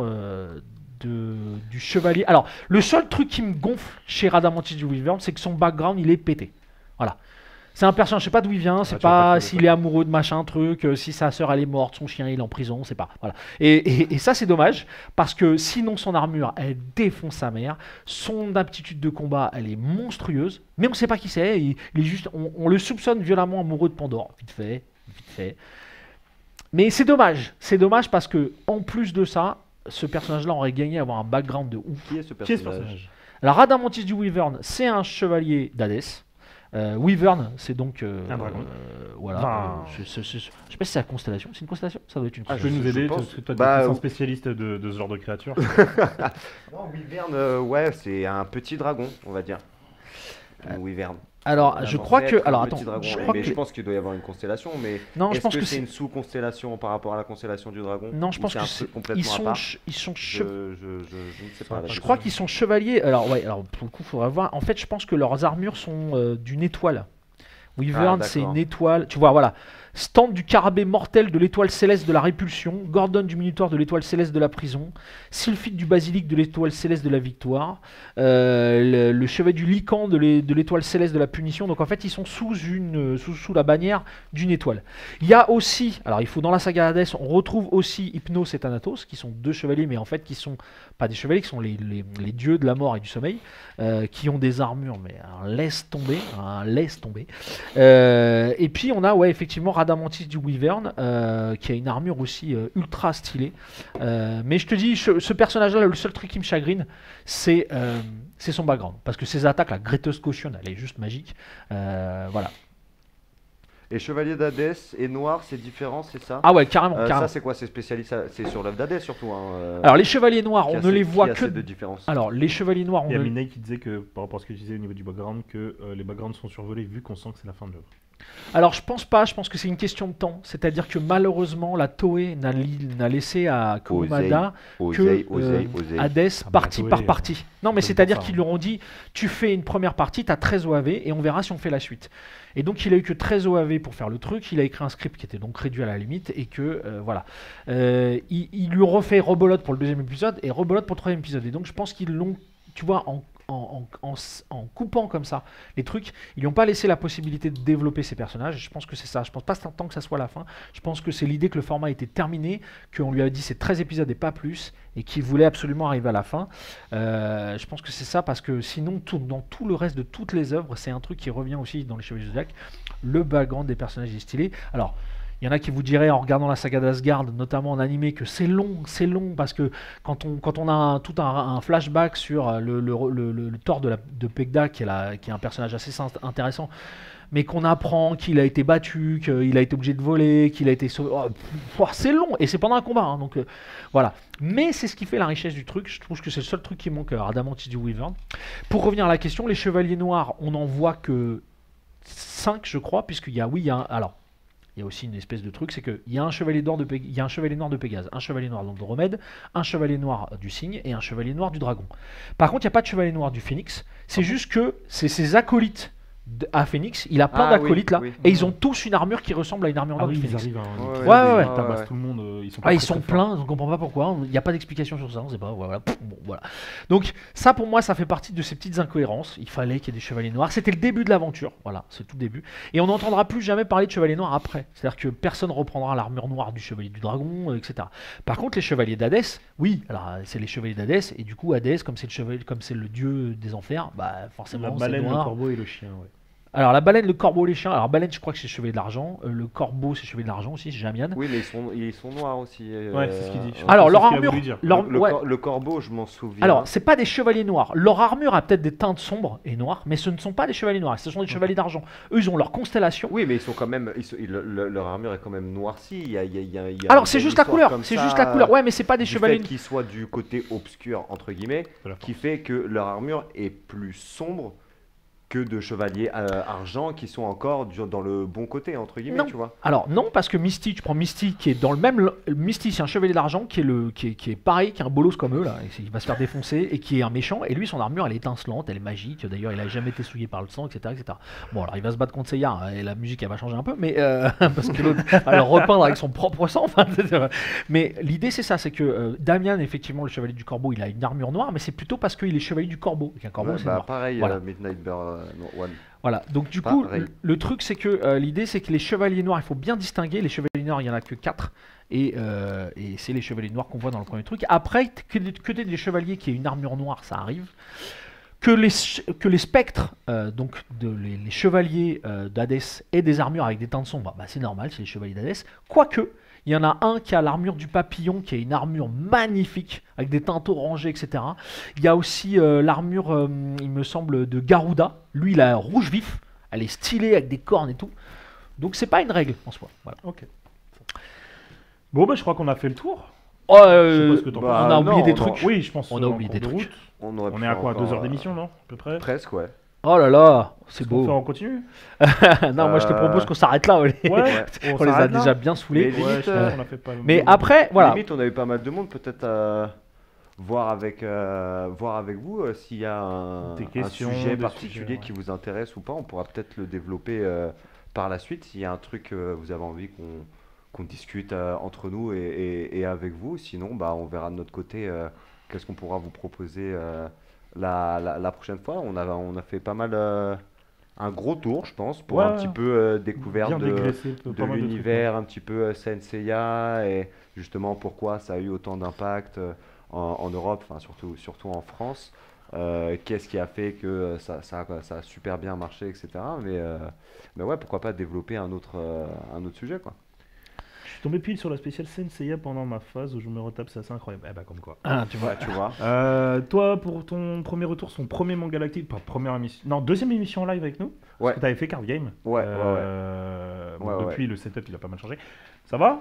Ça t'a plu? Ouais, bah c'était très sympa, hein. Moi, à chaque fois, je viens avec ma petite expertise pour dire ce que j'en pense. Mais je trouve que justement, c'est bien aussi d'avoir quelqu'un qui n'est pas fan hardcore et qui puisse un petit peu dire ce qu'il en pense et lui ce qu'il a marqué. Donc non, franchement, je trouvais ça chouette.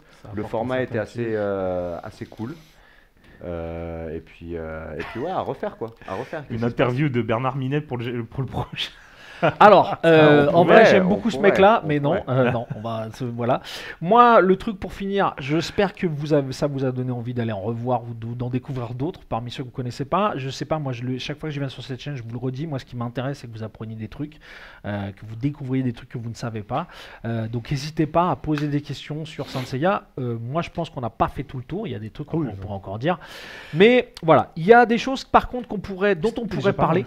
Il y a des choses dont on pourrait parler qui sont inhérentes à ça et qu'on pourra retrouver dans le truc. Je passe notamment, il faut qu'un jour on se penche sur la VF, la version française, aussi bien la traduction que le doublage. Ça, c'est un truc. Laisse la VF tranquille. On va en parler. On va en parler un jour, on va faire un truc là-dessus. là-dessus. J'aime beaucoup les VO, mais laisse la VF tranquille. Mais il y a des choses à savoir. Quand t'entends la VA, non, mais il y a des choses à savoir. Oui, mais c'est pas parce que à l'autre bout de la terre il y a des gens qui mangent de la merde que tu devrais faire pareil. À un moment, voilà. Tu vois, d'accord. C'est quoi le principe de Manga Galactique d'ailleurs? Ça fait longtemps que je peux passer sur le stream à cause du taf. Alors, le principe de Manga Galactique, il est assez simple. C'est mon ami Omega Letnar qui, à force de me voir parler de manga, alors moi je parle de manga papier la plupart du temps, et de me dire mais je comprends pas, moi je veux des Il a pas de télé, c'est pour ça qu'il n'y aura pas d'anime. Non, j'ai pas la. Si, j'ai la télé, mais elle est pas en couleur. Alors, du coup, il m'a dit bah ouais, mais un jour faut que tu viennes me dire tout ce que tu me racontes là sur les mangas. Donc je viens là. Je trouve qu'il y a plusieurs choses. Il y a le fait que dans le manga papier, il y a plein de choses que beaucoup de gens ne savent pas parce qu'ils ne se concentrent que sur les animés. Ouais. La comparaison avec les deux mériterait d'être faite. Il y a beaucoup de gens qui voient des animés qui devraient lire des mangas et c'est en gros, moi, c'est mon cheval de bataille. J'aimerais que vous alliez vers les mangas et que vous passiez de l'animé au manga si vous avez aimé les animés ou pas parce qu'il y a des différences. Voilà. Et puis parce que je m'aperçois qu'il y a beaucoup de gens qui, moi, dans mes conversations de tous les jours, je rencontre des gens qui me disent lire du manga. Je m'aperçois qu'ils lisent toujours la même chose que du shonen. On a fait 2 émissions là-dessus d'ailleurs. Voilà, vous pouvez aller les voir, on parle de ça. Sur la chaîne YouTube. Et l'idée ça. Plein d'exclamations YouTube dans le chat, ça vous affiche, excusez-moi. Ça affiche le lien de la chaîne YouTube, vous pouvez aller retourner voir les 3 autres précédents Manga Galactique, dont celui où je suis dans une cave. Non, c'est faux. Vas-y. si, t'es dans une cave, t'as été puni. Et du coup, l'idée c'est ça, c'est de faire découvrir les choses que vous ne sauriez pas. Alors je dis ne sauriez pas parce qu'en vrai, j'ai aussi découvert pas mal de gens qui savent pas mal de choses. Là, notamment dans les questions que vous posez et les choses, je m'aperçois que on a des gens qui sont quand même des auditeurs avertis, donc ça m'intéresse beaucoup. Et c'est sur cet échange-là que je m'appuie. Moi, je disais, j'arrête pas de dire à Omega Letnar, l'ultime aboutissement de cette émission, ça serait qu'il y ait des échanges réguliers sur les gens qui regardent et les questions, etc. Parce que, encore une fois, il y a des choses à savoir, des choses à apprendre. Le monde du manga est un monde d'une richesse et d'une variété que je pense peu de gens maîtrisent encore et connaissent. Et surtout, encore une fois, c'est parfois par manque de connaissances. C'est-à-dire que quand tu vas à la FNAC acheter un manga, tu te retrouves face à un vomi de manga partout, là, et tu sais pas quoi prendre, etc. Et en général, tu te plantes, tu prends un truc, parce qu'il y a aussi ce pendant-là, c'est que le manga, c'est aussi une industrie commerciale énorme, et que si tu te fais pas voir, tu vas te retrouver avec des mythos plein ton jardin. Non, voilà. Donc l'idée, c'est ça, c'est que... voilà, donc nous on essaye de décrypter un peu tous ces trucs-là, on essaye de vous apprendre des trucs, de partager notre passion évidemment, parce que le manga, moi, c'est un truc voilà, qui me... Ça l'a été, c'est en train de redevenir. Voilà, et voilà, mais on désespère pas de parler d'autres choses aussi. One Piece prend trop de place, c'est vrai. On est d'accord, on est tout à fait d'accord. On n'est pas tous d'accord. On n'est pas tous d'accord. Je suis un petit peu fan de One Piece. Tant que ça se termine. Typiquement, voilà. Tu vois, pour le coup, moi, ça m'intéresserait de faire une émission avec toi sur One Piece parce que de ce coup-là, je passerais du côté de. Surcoté. Novice. Ouais, je passerais du côté du novice. Moi, je serais curieux de savoir parce que j'entends parler de ce truc-là, je l'ai jamais lu, je l'ai jamais regardé. Voilà. Et pourtant, j'aime le manga. Tu vois, comme quoi. Hein. Voilà. Donc, voilà. Là, parce qu'il y a des gens qui te disent c'est le meilleur manga. Alors, déjà, tu les as pas tous lus. Donc, voilà. Et tu les liras jamais tous. Donc tu crois jamais dire le Il y a bien des gens qui disent que League of Legends c'est le meilleur jeu de tous les temps. Non, genre zéro. C'est quoi le rapport avec non mais c'est pour appuyer ce que tu dis. Ah d'accord, ok. C'est pour appuyer ce que tu dis. J'avais pas compris. Des fois je comprends pas tout. Voilà. Surtout quand je parle. Surtout quand je parle. Donc voilà, n'hésitez pas à nous faire part de vos réflexions, vos trucs, de vos retours aussi. On essaie de le fond mais aussi la forme. Et en tout cas, parce que moi ça me donne des ulcères. Merci. J'ai l'impression que vous étiez surtout tous les deux. Il y en a peut-être un troisième qui est passé en coup de vent, mais qui a dû écrire un truc. En tout cas, merci à vous d'avoir participé à l'émission, d'avoir posé quelques petites questions et tout. Franchement, c'était vachement agréable. Donc voilà. Moi, je vous dis à bientôt. Et puis voilà. Et ben le fin mot pour Mega Lénard quand même, parce que c'est quand même ton émission. Petite info, avant de donner le mot de la fin, c'est on n'a pas vraiment de temporalité. C'est pas hebdomadaire, c'est pas mensuel, c'est quand on a des. C'est quand on peut. Quand on peut. On adorerait pouvoir faire ça régulièrement, mais on peut. C'est au moment où on peut, parce qu'on est très pris par nos. Par contre, pas moi, non. mais lui, oui. Mais par contre, ce que ça veut dire, c'est que pour le coup, on va essayer de prévoir un peu plus longtemps à l'avance et de vous en informer avant, plutôt que ça soit à l'arrache au dernier moment. Ouais. Mais je suis d'accord avec cette idée-là, que vous soyez prévenu un peu plus à l'avance. Voilà. On va essayer de venir à 9h du mat, parce qu'on a mis 4 heures d'installation. Ça aussi, il faut le savoir, parce qu'on avait rendez-vous à 15h, mais tout le monde était à l'heure. Mais c'était pas il y en a, ils savent pas brancher. Donc... Ça va te suivre. Et la pile, la wifi, les branchements. Les mecs, c'est pas il y a les zénithales qui marchent plus. On devait avoir une zénithale, elle marche plus. Allez, le mot de la fin. Le mot de la fin. Ouais. Lisez des mangas, bientôt comics, on va faire aussi une émission là-dessus. Et puis d'autres trucs, et puis à bientôt. Prenez soin de vous. Prenez soin de vous, j'espère que ça vous a plu. Des bisous, allez voir la rediff quand elle sera dispo. Ciao ciao. Et c'est pas la bonne scène, merde. J'ai pas mis de scène de fin. Ah si.